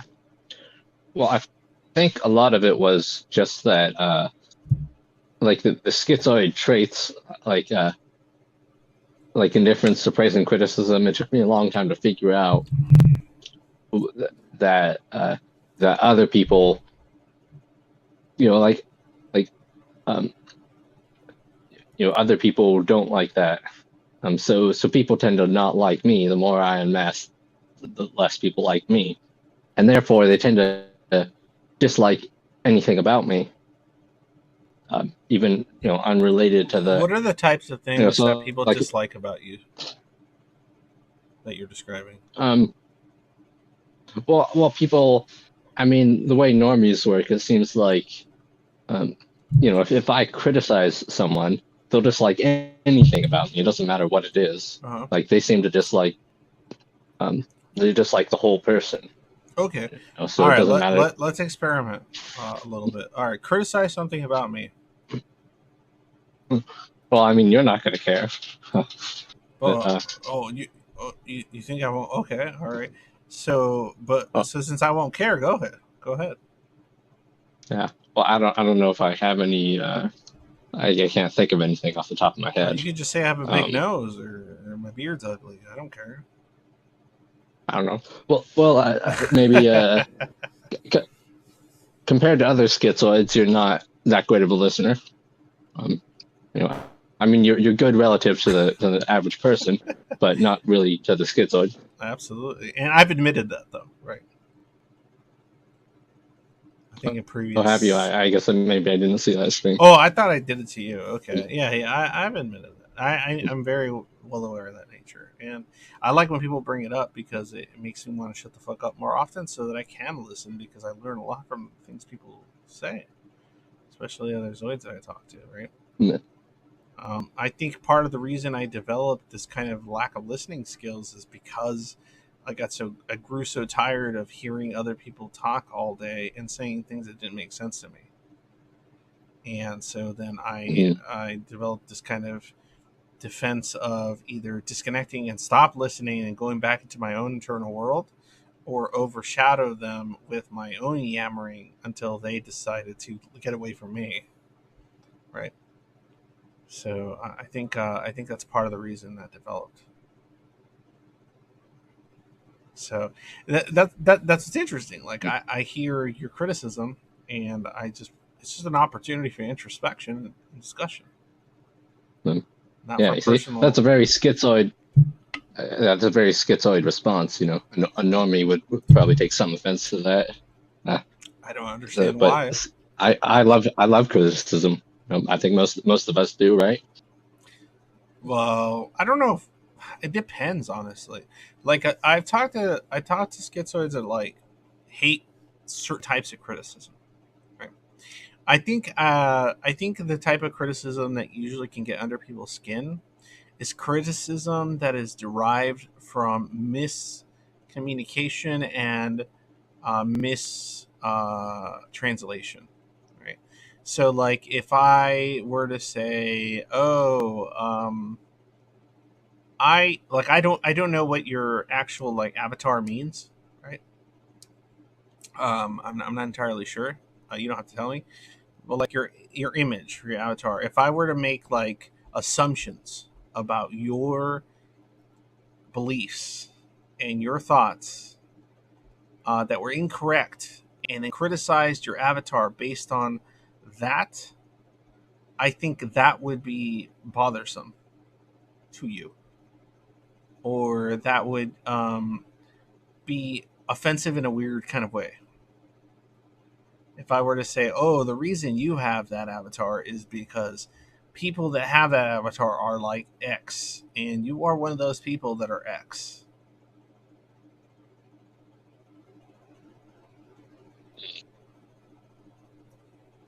I don't know what your avatar is. I'm just going under. I have no idea why you have planet Earth attached to what seems to be a helix, a DNA related helix. I don't know what that is. I'm just saying. Like, if say I was saying, like, you know what I'm saying, right? Like, that image is associated to this or that, and so thus you are this thing. I think that sort of like miscommunication and misattribution, especially if entirely incorrect. Thank you for my hat. It is a nice hat. I also like my hat. Gentle, thank you. Um, but I think that's the sort of stuff that's the sort of criticism that would make a lot of schizoids just cringe and hate it and become either a combination infuriated or anxious or want to just leave immediately. Yeah. And I think a large part of that would be because the avatar has parts of myself in it, right? Like normally you wouldn't have, if I was interacting with people in the real world, they wouldn't have any part of myself to criticize. There'd be nothing there to criticize. That's potentially one of the reasons I might be masking. And then they might be making misjudgments about who you are, regardless of how much you put it away from the world. The fact that they're making assumptions about who you are without even having the capacity or knowing what you're actually about is what can be problematic and frustrating and offensive and so on and so forth. I feel like those. It is definitely frustrating. Yeah. Yeah, I feel like those sort of criticisms would be like the type of criticisms that I think a lot of schizoids would have trouble with. Yeah. Right. Things that are really running in conjunction with their own understanding of who they actually are, or what they believe, or what their values are. Yeah. Well, I think that's I actually think that's one of the reasons we dismiss criticism, probably, is because the criticism doesn't really have anything to do with us. It has to do with our persona. And that's probably why we don't care about the criticism itself, but the underlying assumption we might be irritated by. Yeah, and if the I know there's certain types of criticism that schizoids often have trouble with too. It's also criticism about their beliefs that are making assumptions that are incongruent with their understanding of the subject. So, like, and sometimes it can be justifiable, and sometimes it's not, right? Like, how do I put this? Running under the assumption that because you displayed a certain type of belief or expression, that you must believe this or that in this way because of these reasons. And then if that person isn't quite as familiar with the topic, oftentimes those assumptions might be because of a lack of information, which in turn it requires you to have to explain more, which if they're unwilling to listen or work with you, and they keep running under those baseless assumptions, it turns into like a personal attack of sorts that they're unwilling to rectify based on what information you're attempting to provide. So it's such a fucking mess, man. Like I've had situations like I guess a good here. I'll give you a funny example.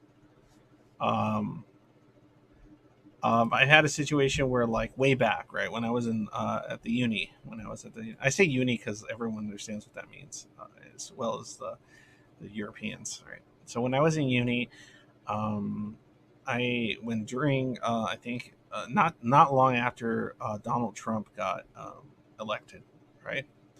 I went up to a professor that was obviously well familiar with such topics, such as world events and history and international politics and shit like that.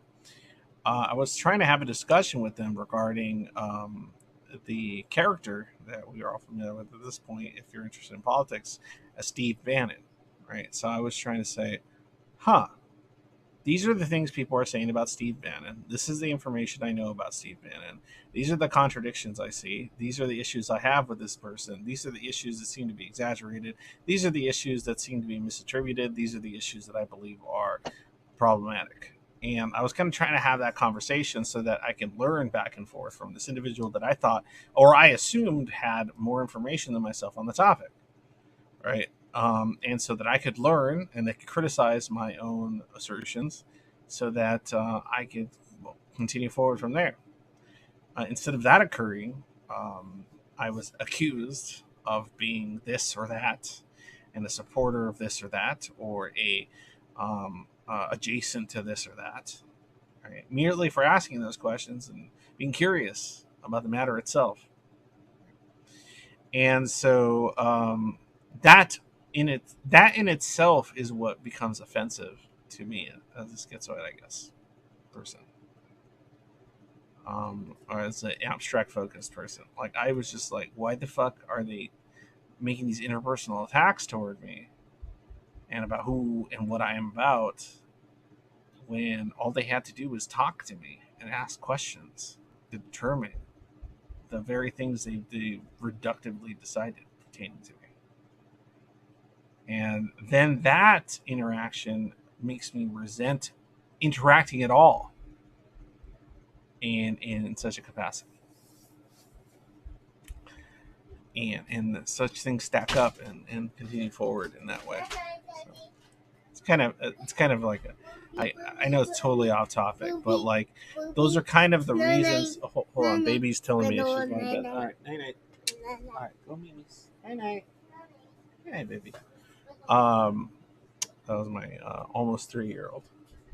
But those are the reasons why I would protect myself, right? Why I would have an experience like that and I would go, oh, I'm no longer going to want to put my internal ideas out there because they are met with hostility, even from people that I would assume. Bannon wasn't wrong about Jared Kushner. Even I would be met with hostility even from people that I would make an assumption would be more capable of having a more nuanced approach at conversing on a topic like that, right? Because of their degrees or their interest. Okay, hold on one more second. Hold on. Hold on one second, guys.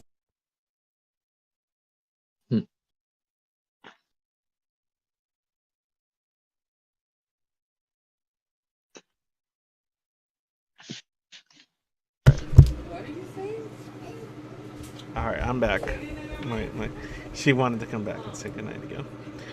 I'm super dad pilled.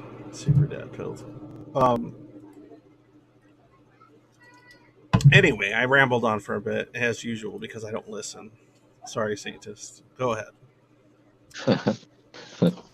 That's good. Yeah, that's the mind reading is one of the things that really annoys me about Do I get a wife as a schizoid? Continue. I didn't catch that. No, it doesn't matter. It's just little shit posting on my stream. Yeah. Go ahead. Yeah, it's it's one of the biases that was listed in this cognitive biases sheet I was given by my psychologist.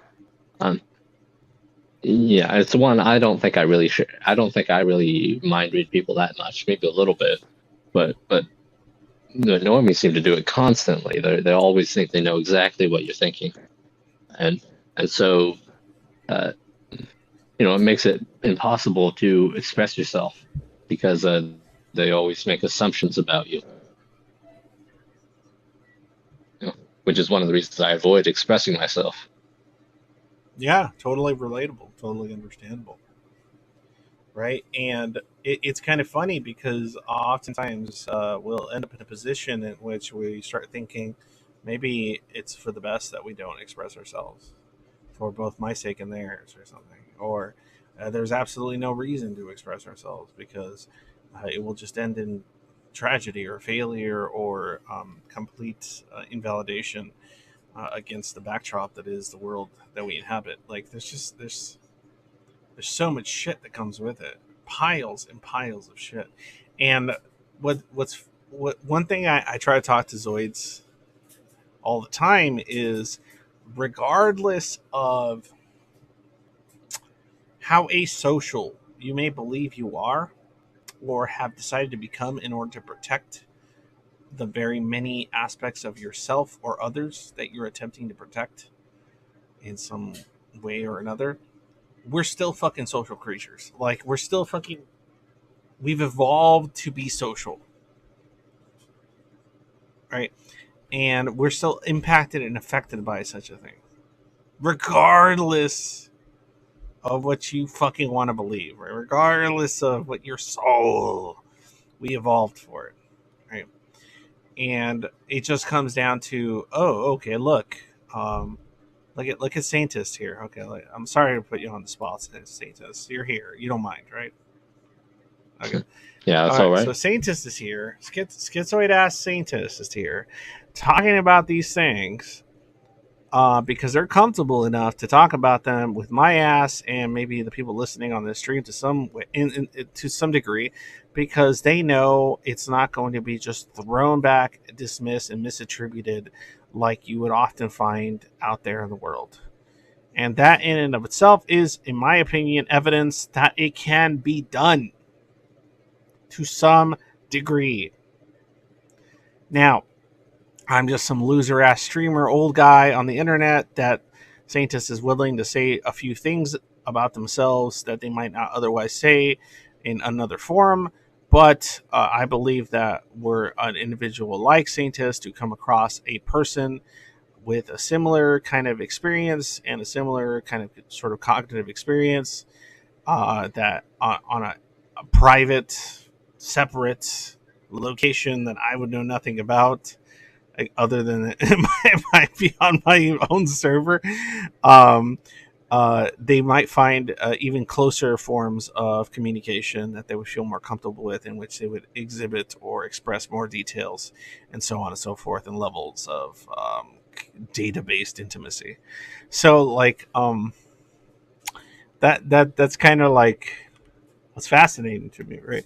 Is I have Schizoid jump on my stream and unchat, express things to me and to the chat that they would otherwise not do, and in a different environment that they would feel unsafe to do so in. And to me, that alone is enough evidence. That's my opinion to kind of fuel my own passion for why it is that I do what I do. Right? I don't think I'm just collecting some fucking some cacophony of delusional bastards. Right? I really don't think that's what I'm doing. I think I'm collecting people that are legitimately suffering a certain type of loneliness and apprehension to the outside world that is entirely justifiable, considering the lack of research and understanding they're receiving from their environment, as well as their personal traumas.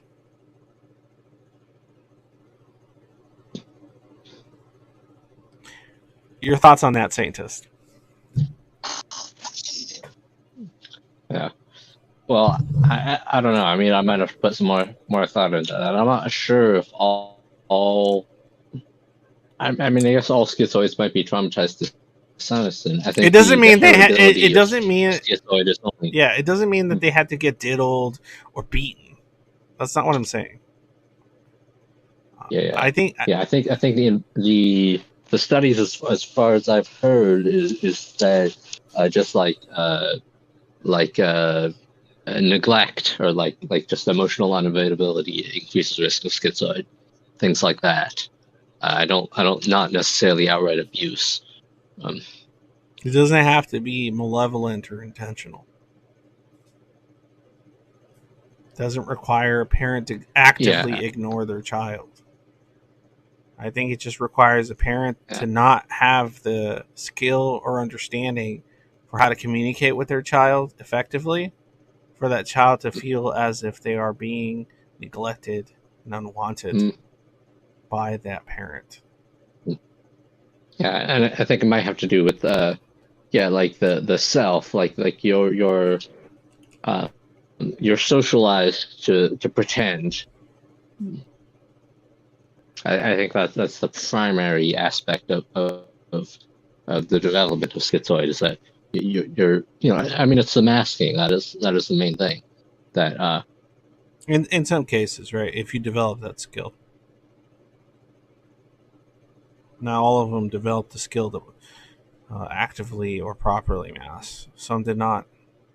I often think that the ones that didn't are they probably underwent other types of abuse that kind of like beat them into subjugation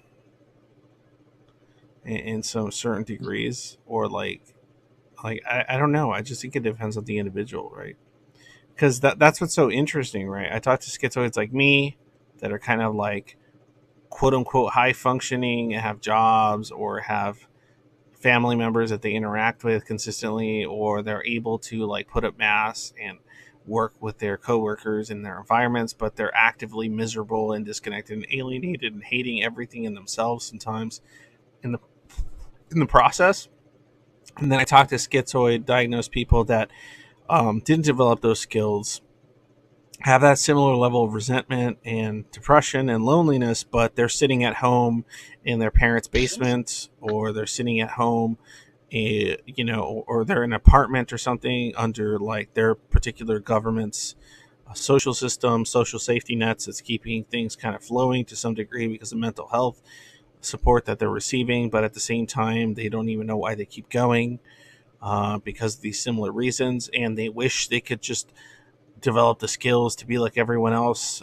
Falsely, in my opinion, believing that if they manage to develop the skills, they would suddenly find some kind of happiness or meaning because they're able to interact with their external world in a masking sort of way. Because uh, only to find out that the ones that do mask are similarly just as alone and or alone. sometimes more alone. It just depends. It depends. I'm not going to say more. But yeah, so and I think all of it just comes down to just finding other fucking human beings that are experiencing shit the same way, so that you can actually hate them or love them in a way you can connect to. Like that would be great. I would rather dislike someone in a way that I understand than dislike someone in a way that makes no sense to me. Yeah, that sounds appealing to me. Right? Like that's what's funny about it. Like if I can dislike someone in a way that makes sense to me, that I'm like, I wouldn't make those decisions. I wouldn't agree with that assertion. I wouldn't go down the path that person took, but I understand why they would, and I think they're making a mistake. I would prefer um interacting with that individual than interacting with the individual that I think that I dislike, or I hate, even, that I don't even understand or comprehend why the fuck it is that outside of maybe intellectually, why the fuck it is that they turned out or make the decisions that they make. uh, I don't know. I don't know. Let's see here. I'm scared to clink. Gentle created a watch together, But I've learned over time to trust Gentle slightly because they're playful and cheeky, but they don't ever do anything malevolent. So I'm going to click on it. All right, Gentle, what you got? Please don't fuck me over, Gentle. Jesus Christ, what is this? All right, let's go. Show me something on YouTube. Okay. What am I looking at, Gentle? Okay. What are you trying to do? What is this? Gentle, what are you trying to show me? What am I looking at? I can show videos on here? He missed a grand opportunity to rickroll you. Was he trying to rickroll me? I don't think so. Because that'd be pretty fucking, like, elementary shit.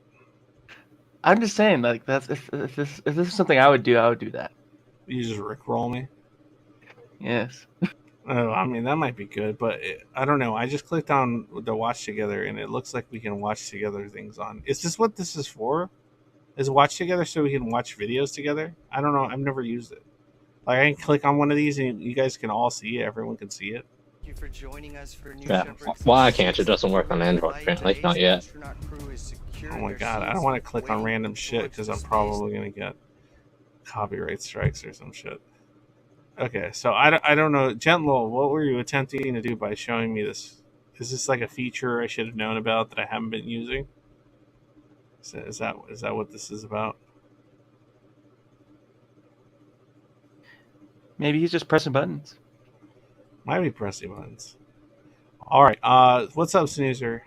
What do you got? What do you got for me? I see you're on here too. Oh. Yes. Where to start? I think it's a combination of things. The juice isn't worth the squeeze.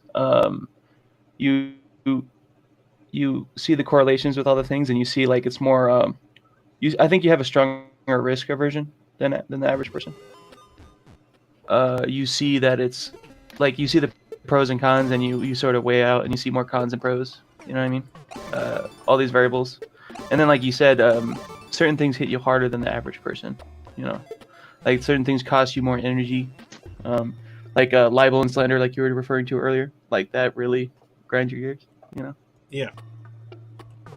I actually have a recent example of this. If you want me to talk about it. Yeah, go for it. Apparently, I'm playing Leapington or some fucking game with Gentle right now, so that's fine. I'll do that while you tell your your intimate story because I don't know what's happening. But go ahead. Oh no, I was just reference to what you were talking about earlier, where you were giving scenarios about how interactions over people lying. Okay, well then go ahead. Do your thing. All right, so I work in a warehouse, right? People pick stuff on shelves. They bring it to this thing called sortation, right? Our job is to sort the things out to give them to the rebinners who give them to the packers. Does that make sense? What are rebinners and packers? So, sortation, they get the totes and they put them in buffers, which are like pallets. The pallets, when they get done, they go to the rebinners. Rebinners put those pallets onto carts. Carts go to packers. Packers put them in boxes, send them out the warehouse. That make sense? Yes. Okay, so we're sorting this stuff out. So the person in charge of this area is called the gatekeeper. Just like nerdy ass names. I don't know why. The gatekeeper? Yes, this is called tote wrangle. And the guy who's in charge of tote wrangle is called the gatekeeper. It's amazing. Like some D&D shit, bro. Yeah, I know my DM. I'm a DM, so I know what's up. That's funny. Yes. So I'm working as the gatekeeper. Okay. So the gatekeeper is essentially the problem solver of that area. Does that make sense? Mm-hmm. You don't have to verify everything. Don't worry. You can continue. Okay, so your job is to get things onto buffers. Buffers get closed. They go to rebinners. If there's an issue with the tote or the item, you problem solve it. So I was doing this job, and each gatekeeper has their own way of doing it. But my priority is problem solve. Like if there's an issue, I want to resolve it as fast as possible, because if there's an issue with one of the buffers, we can't close it. If we can't close it, we work harder, essentially. There's 25 buffers. Each one that's fucked up, it's 4% harder to work, if that makes sense. So if 5 buffers are fucked up. Yeah, you don't want that. Yeah, gotcha. Yeah. Yeah, so I'm just dealing with problem solve all day. Just bullshit. You know, a bunch of new hires fucking everything up, which is fine. You know, I accept that people have a learning curve. That's a reasonable, thing to accept, essentially. But go ahead. Yeah, so that wasn't the issue. The issue was someone was making snide jokes about me not doing carts. Because if the gatekeeper isn't doing problem solve, he's putting away carts to these buffers. And I didn't think anything of it, but then in the shift, it was sort of like the joke was like sort of stale. And like, I think it was like, I'm trying to read between the lines. And it was just, there's a snideness to it. I'm like, just tell me what you really want to say. Like, let me know. Like, what are you implying? And he felt like he told me straight up he felt like I wasn't working hard enough, and we were working hard. They were working harder than me. Okay. And I'm like, no. I literally just told him no, and like it was like this strange scenario to where we're having this this debate over what work ethic is and how one should work in the Tote Wrangle area. And it was essentially a disagreement, but the disagreement was deeper than that. He felt like I wasn't a good worker because I was over here at the computer standing around talking. It's like, well, yes, you talk to other people when you're dealing with problem solve. You know what I mean? Like you're problem solving. Like if you have issues, you have to go to a manager or someone else to assess the situation. And he was essentially making snide jokes about me not doing any carts. He's like, hey, I got a cart for you. Do you want to do this cart? I'm like, oh, no, I'm doing problem solve real quick. Okay. It's like, oh, hey, I got carts over here. You want to do these carts? It's like, well, no, it's almost the end of shift. We got to leave day shift work. He's like, well, you got to lead by example. You got to, have good work ethic. I'm like, well, no, you got to leave work for day shift because if they have to wait like an hour and a half to 2 hours till they get carts, right? So you have to leave them work. But he took this as a sign of me being lazy. And so I'm having an argument with this dude. And when it's all said and done, it was like the juice isn't even worth the squeeze. You know what I mean? No, it rarely is. Gentle, sorry, I can't keep going on these games, man, because like I want to listen to the story. It's actually getting spicy, so I'm gonna have to leave the activity. That was fun though. All right, go ahead, continue. Yeah, so he's like, I just feel like we worked harder than you. I really feel that way. It's like, well, I'm just doing problem solve. Well, he's like, well, no, you have to get rid of the wall and then you can do a problem solve. Okay. And I'm like, well, no, the problem solve slows down the wall. Because you stack the totes into the wall, right? We call it the wall. Mm-hmm. So if you have a bunch of problem solve, it slows everyone down, mm-hmm. right? And I'm like, no, you deal with the problem solve first. Like it was just literally a debate that he has a different opinion of how I should do gatekeeping, but he's wrong. Why is he wrong and you're right? First and foremost, whoever's in charge of the gatekeeper, they have their way of doing it. Mm. So, and now as long as they could explain how they're doing it, they're not wrong. Yeah, that makes sense. It's like it's essentially he's making an appeal to personal preference to factual statement. Like, okay, you want to get rid of the wall. That has nothing to do with me. I want to get rid of problem solve. He's making fact as in, I mean, he's making his personal preference into a factual statement, and he's using that against me to claim I'm not a good worker, which is wrong. That is also, and so I'm having this, like, essentially this was like a 10-minute argument with this dude, and at a certain point, it's like I couldn't tell where the argument was going. I think I was supposed to just like stroke his ego and like, yeah, man, you're such a good worker. Like, good job doing all these totes and stuff like. But I just didn't do that. I'm like, well, no, I'm over here doing problem solve. Problem solve has to get done, and I'm arguing with this dude about all this shit. And I appreciate that he's very confrontational about it. Like, I'd rather him just tell me straight up than complain about me. You know what I mean? Yeah. I just disagree with him, and when I disagree with him, all of a sudden it's like a bigger issue now. To where all of a sudden he's having issues with my entire department. Like, because he's a different. Christ. Yeah, because he's front half, I'm back half. So now he's bringing that shit up. Then he's bringing up a manager we have that's not even our manager anymore. I'm like, well, yeah, he was a snarky guy, but it's like. Yeah, I think I know what you're saying. It's when problem solving, when in your head problem solving and trying to just get through something meets the social hierarchy world, and then the whole thing just gets pooped on, right? The whole thing just falls apart in your mind because you're like, I'm just trying to deal with some problem solving here. Now there's all these elements that I consider to be entirely irrelevant that are apparently relevant to both yourself and a variety of people surrounding me, right? Yeah, in a hypocritical way. Yeah, Because often, like yeah, he's complaining about this manager because he was rude and disrespectful. Like, you know when someone's funny but they're not, like, they're actually being serious, but they hide that between passive like aggressiveness. It's called passive aggressiveness. Yeah, Yes. he's complaining about this manager doing this. And I'm like, in the back of my head, you're literally doing that right now, bro. Like, you've been snarky about me not doing cards for like the last hour. And it's just like, what are we even arguing about? And then I think he ended up complaining to bosses anyways when he said he wasn't going to. And then he, like, the boss come over like, hey, is everything okay? I'm like, yes. Like, what happened with the wall? And the wall is slightly larger than it usually is. Uh-huh. But because a relay area brought me more pallets of shit that I didn't even realize were over there. Like, apparently the water spider left early.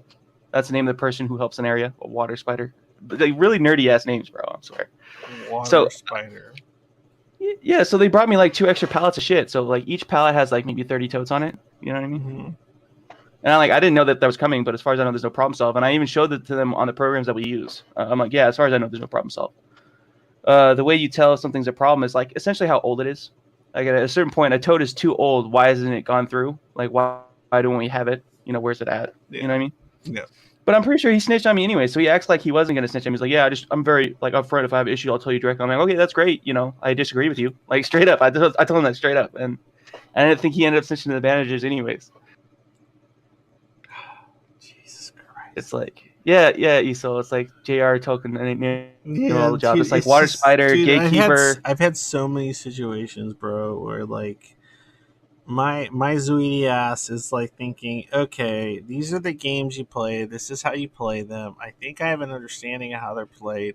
I'm gonna go ahead and circumvent them as much as I fucking possibly can, while at the same time leaving enough rope for people to hang themselves on if it's necessary, but keep myself sort of at a distance so that I can both do my job, still be enough pro-social enough to where I'm not the company weirdo, and so on and so forth. And even with all those efforts, even with trying to do shit like that, you always encounter or you always come across a goddamn mess or a specific person that throws your entire fucking game off.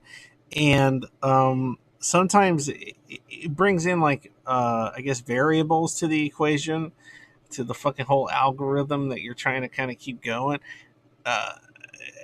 It throws a goddamn wrench into it, and then you end up in a fucking mess that you weren't entirely aware was initially occurring, and by the time you are, the whole thing's turned into a goddamn clusterfuck that you're don't. And you gain nothing from it. There's no juice in the squeeze. There's nothing. Like I remember. Here, let me give you a fun example. Right, this is from years ago. I used to work at a supermarket, right? And I used humor to kind of work my way around the social kind of world of that supermarket in order to put myself in a position to where I was just basically baking bread by myself 80% of my shift and not having to interact with anything except for customers. And that was easy because most of the communication that was occurring between me and them was very kind of basic, right? I'm selling you bread. This is the bread. It's good bread. Do you like the bread? Oh, yeah, it's yummy bread. Okay, good. Right? Or it's yucky bread. And I'm like, oh, okay, that's unfortunate. Like, whatever. So, but regardless of my efforts, you know, you had situations in which, in order to more effectively work with another person, you had to have a certain kind of dynamic or rapport, right? And for some people, that sort of dynamic that you might have with them is jokey. Oh, we joke with each other, right? Other people, it's, oh, we're serious. We're serious. We have certain like staff-based hierarchies we need to follow. Okay, that's the person I kind of adjust to with that. Other person is we we're casual in the break room, but not casual in the workplace. It's like, okay, fine. So then you kind of just adapt to that individual. Okay? And so you think you have certain things down. You think, okay, I got this down. And there was one individual in which I thought, oh, the joke, back and forth joke dynamic is what is most efficient when talking to you. Right? And oftentimes I did this stuff kind of automatically. It wasn't a conscious effort at this point, right? It's just something I just adapted to do. And so I'm thinking, okay, so you make fun of this about me, I make fun of this about you, and we go back and forth, but at the same time that develops a rapport that makes it so that we work at the most efficient and consistent levels, right? So that I can do whatever it is I need to do and you do whatever it is you need to do, and then I can go back to being left alone, right? Is it making sense so far? Okay. Yeah. So you're building a scenario for each person you deal with. Yeah, because but it's automatic. It's not even a conscious effort. It's just something you do. At least in my case, right, as a total cover. So then I ended up with a situation in which that individual, apparently, when I thought I established something that was functional, ended up going to the manager, right, and telling them, this person is saying these things about me and it's hurting my feelings. And then I'm like, wait, what?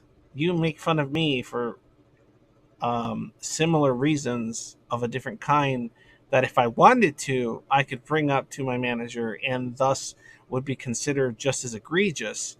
But I thought we had a mutual understanding of, via this camaraderie of work, that we are supposed to be doing this kind of back and forth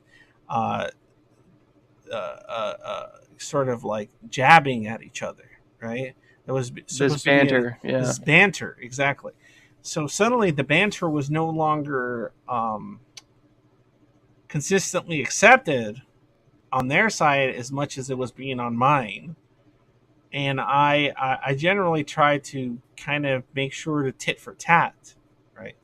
So oftentimes the banter was, well, I'll say what the banter was on my end. I was especially fatter then. Right? I'm still fat, but nowhere near as fat as I used to be. And so the jokes would be about my fatness, right, on me. And I was fine. Okay, I'm fat. I get it. So the jokes would be about my fatness. And then I would make jokes about something else on their side. But apparently, the thing I was making fun of them on their side was a sacred cow. A sacred cow of some kind. At least in their mind, or maybe in the work environment. Right? But mine would be considered a sacred cow in other environments, but I didn't consider it a sacred cow. So I thought we had a mutual understanding of, oh, these things that are considered to be sacred cows are not to us, and so thus we poke fun at each other. And so I was kind of having fun coming up with fun, just amusing jokes or comments that I could retort with theirs, right? And I thought that was it. So what ends up happening is I get told by my manager at the time, hey, you're doing this thing, you're not supposed to be doing it. And I'm like, what?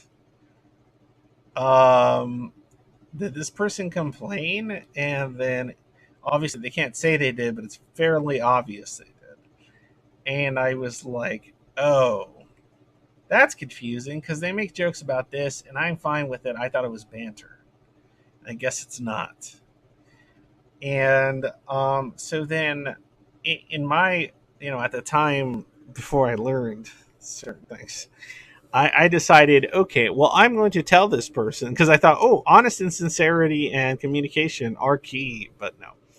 So I went up to this person and I said, hey, I thought we had this kind of mutual banter-based relationship. I apologize if I misunderstood it.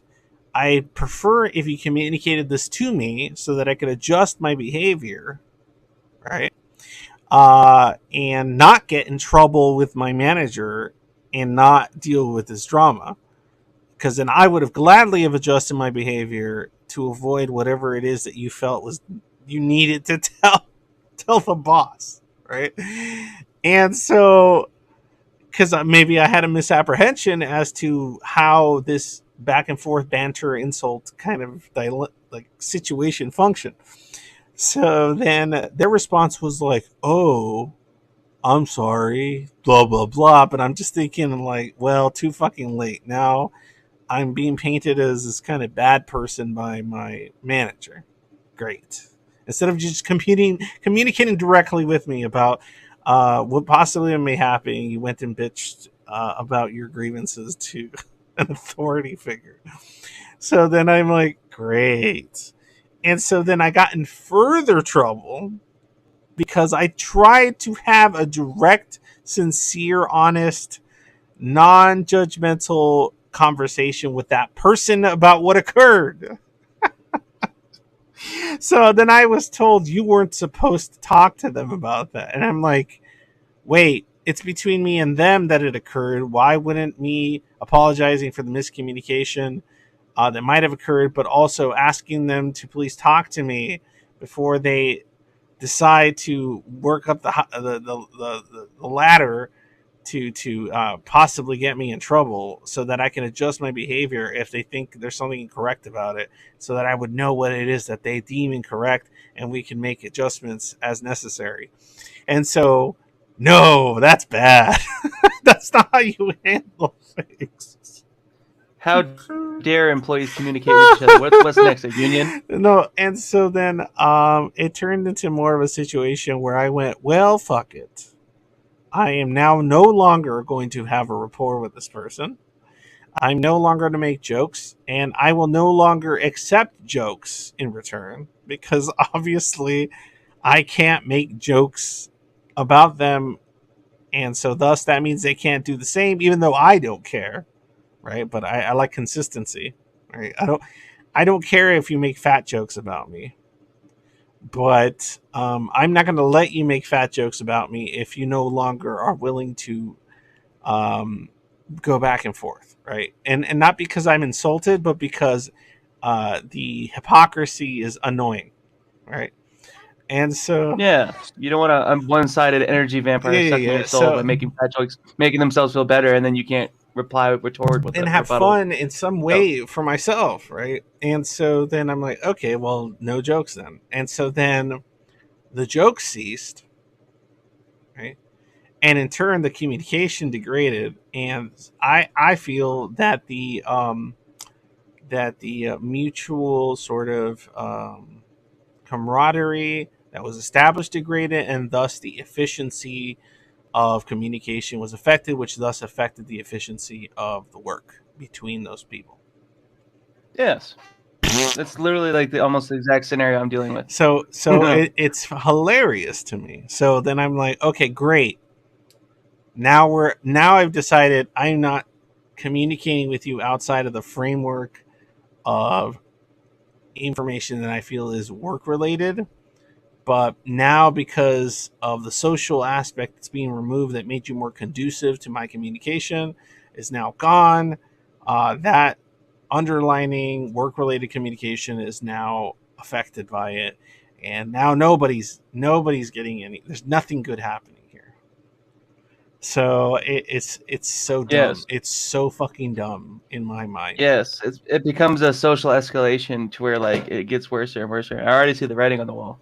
Because this dude would like come, like I've worked at this place for almost 3 years now, and he's one of those guys where like he tries to build up his ego with his work ethic, and he talks about how hard worker he is and how they can't like these 30-year-old boomerisms, like, oh man, people just don't work as hard as we do. Like why can't they get good workers? It's like, you know, and then I would just play along this entire time, and then all of a sudden he tries to pull the same shit on me, and I'm supposed to be like, no, like because I already see the writing, like I'm not gonna lose social status and be labeled a non-good worker just so you can feel better about yourself. Yeah. You know?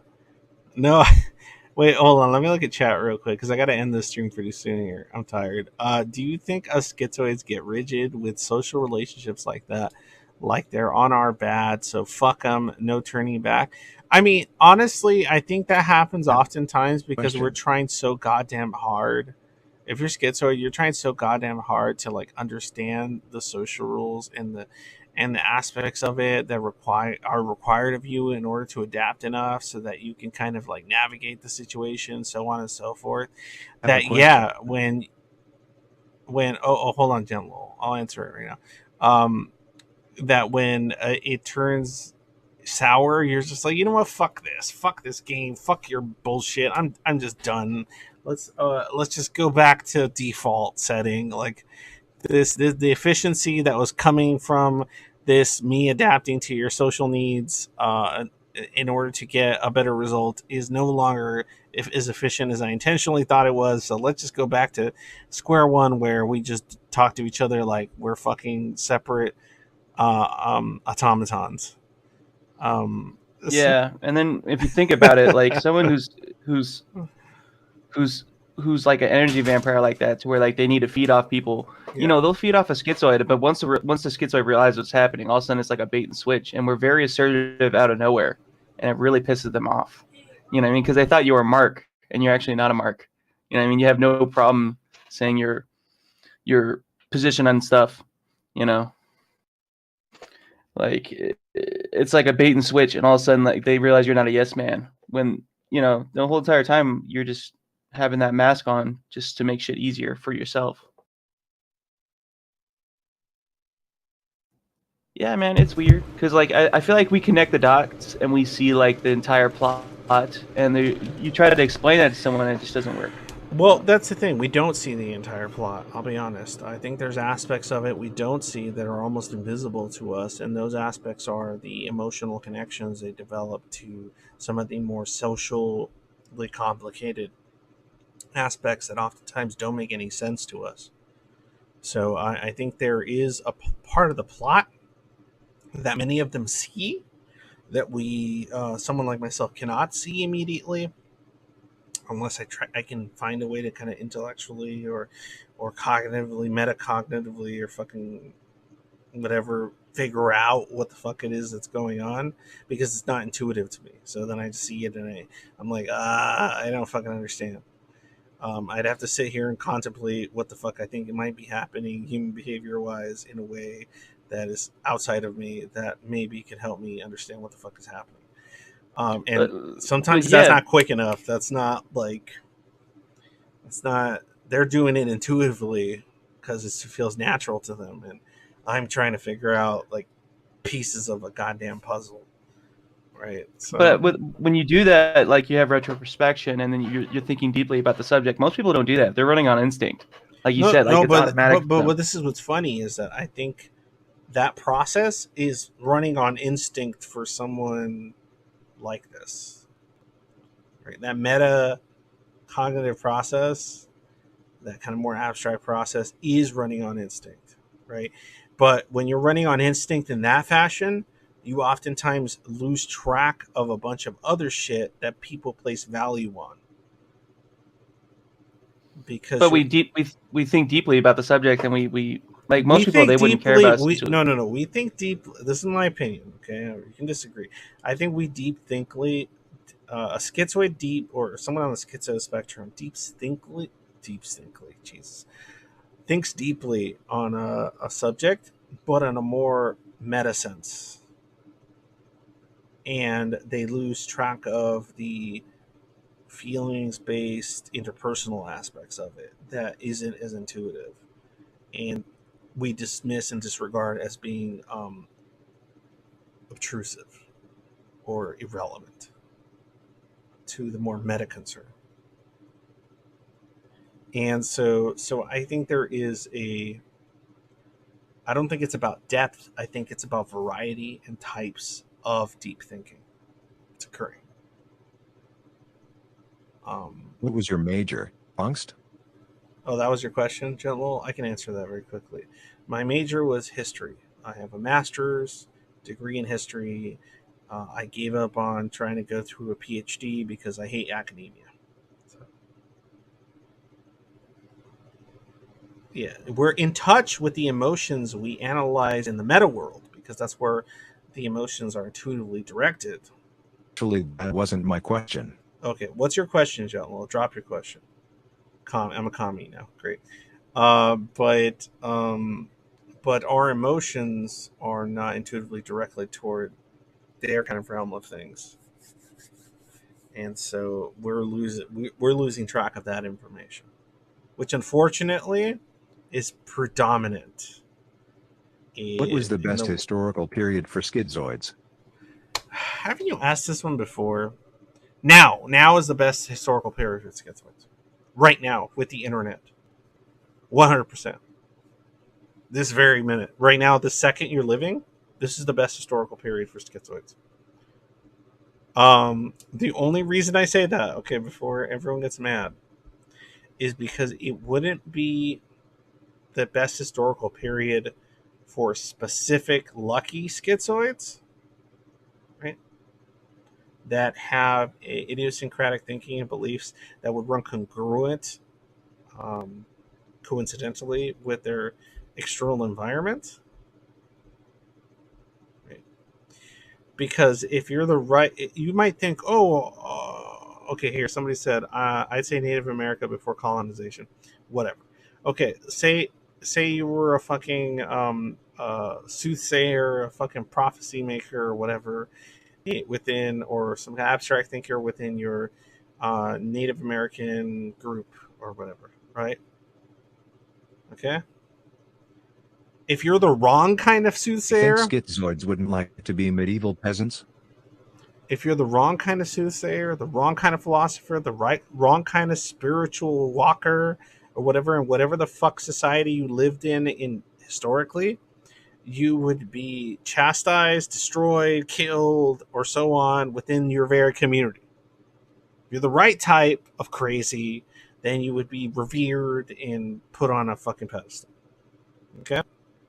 So the reason I say right now is good for schizoids is because you can be all sorts of fucking crazy, quote unquote, right? And still find individuals technically, especially now with the amount of communications available, that you can coincide with and still not be murdered on the streets in a lot of kind of societies. Maybe in other societies. Like someone like myself or other types of schizoids that would vocally express certain beliefs or thoughts that are considered to be societally idiosyncratic. In some countries, you would be ostracized. In other countries, you would just be like, "Oh, he's just strange." You know, that'd probably be like in the States or Canada or certain Western places. But in other countries, they would say, "Oh, no, you're not just strange. You're a danger. You need to get killed or jailed." So it depends. It depends. But I would say historically, the internet has made schizoids not necessarily totally cool, but we can actually find each other now. And that's what I'm trying to do. I'm trying to build something where we can find each other. And even if you don't like each other, at least you can find some people that you do like or don't like in a way that makes sense to you instead of in ways that don't make sense at all. Yeah, Dr. Eleanor and I think it was her book called this the age of the schizoid. Yeah. When was it the 80s and 90s was the age of the narcissist? Yeah, and the 70s was the age of the borderline in the century. Yeah, like I assume like now is the best time. If it was not now, it would probably be some time where you could be a hunter-gatherer and just like be able to survive without being ostracized. I guess it depends on the era. Like if there's food outside of the village, if you want to talk hunter-gatherer societies, there's periods in which the weirdo kind of meta thinking shaman guy is the most useful and important, that's looking over the forest and at the other villages and trying to figure out how the fuck everything works. There's going to be time periods in which that guy is really important or useful, so he's going to have a better time than other time periods, depending on the conditions in which the like say the peacetime or the more stable times in which the interpersonal within the community and so on, it becomes the most important, or the times in which you need the best spears or the best items and the best, most autistic fucking accuracy of creating certain things, in which the autistic guy is going to be the most useful. So it'll fluctuate significantly. 1 second, sorry guys.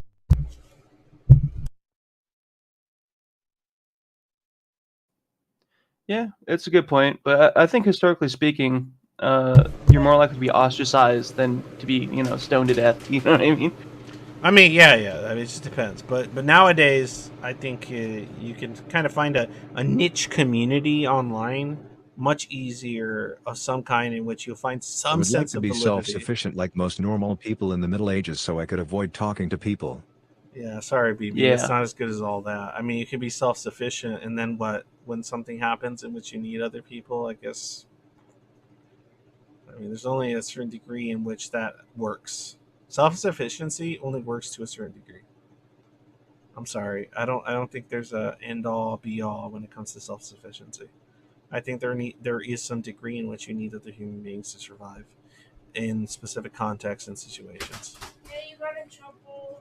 Okay, I hold on a second. Hold, stay over there. No. Hold on one second, guys.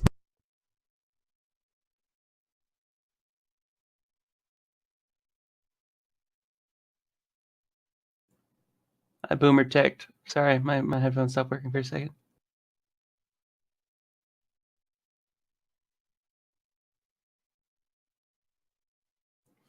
Self-sufficiency sounds nice, being able to grow your own crops and have your own livestock and stuff.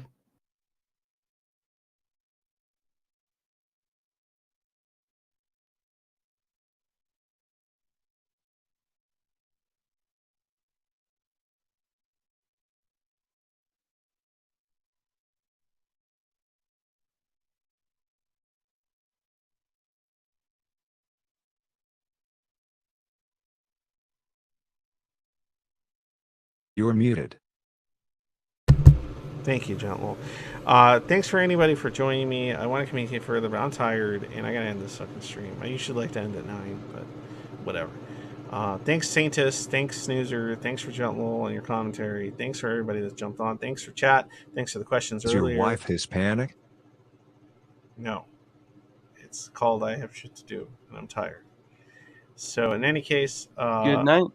thank you, everyone. If you support the stream, if you like the work I'm doing, the advocacy, the videos, the interviews, whatever the fuck it is, man, I'm making less money than somebody working at McDonald's would fucking work. And I'm not shitting on that, but I'm just saying, like, I'm trying to keep motherfuckers from doing backflips and trying to do some kind of fucking weird, stupid psych knowledge paradigm shift over here. And it doesn't pay shit, okay? At least comparatively to living in this piece of shit called California, right?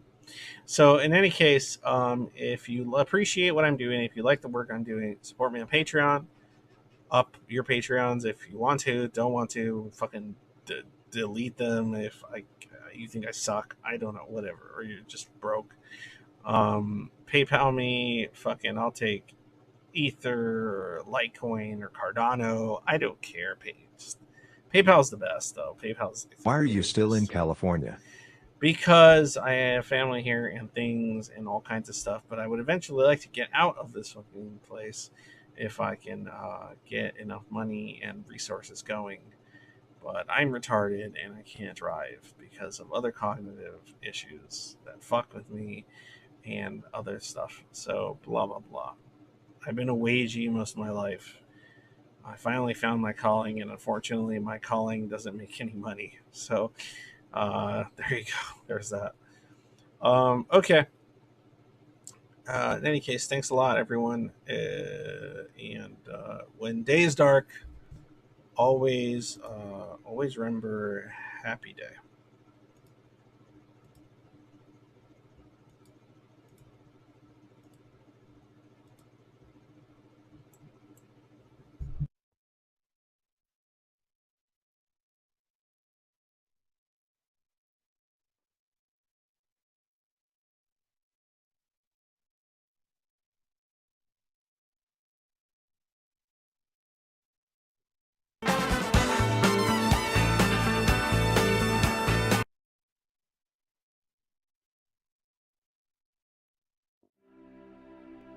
Please remember that when you feel scared or frightened, never forget the times when you feel happy.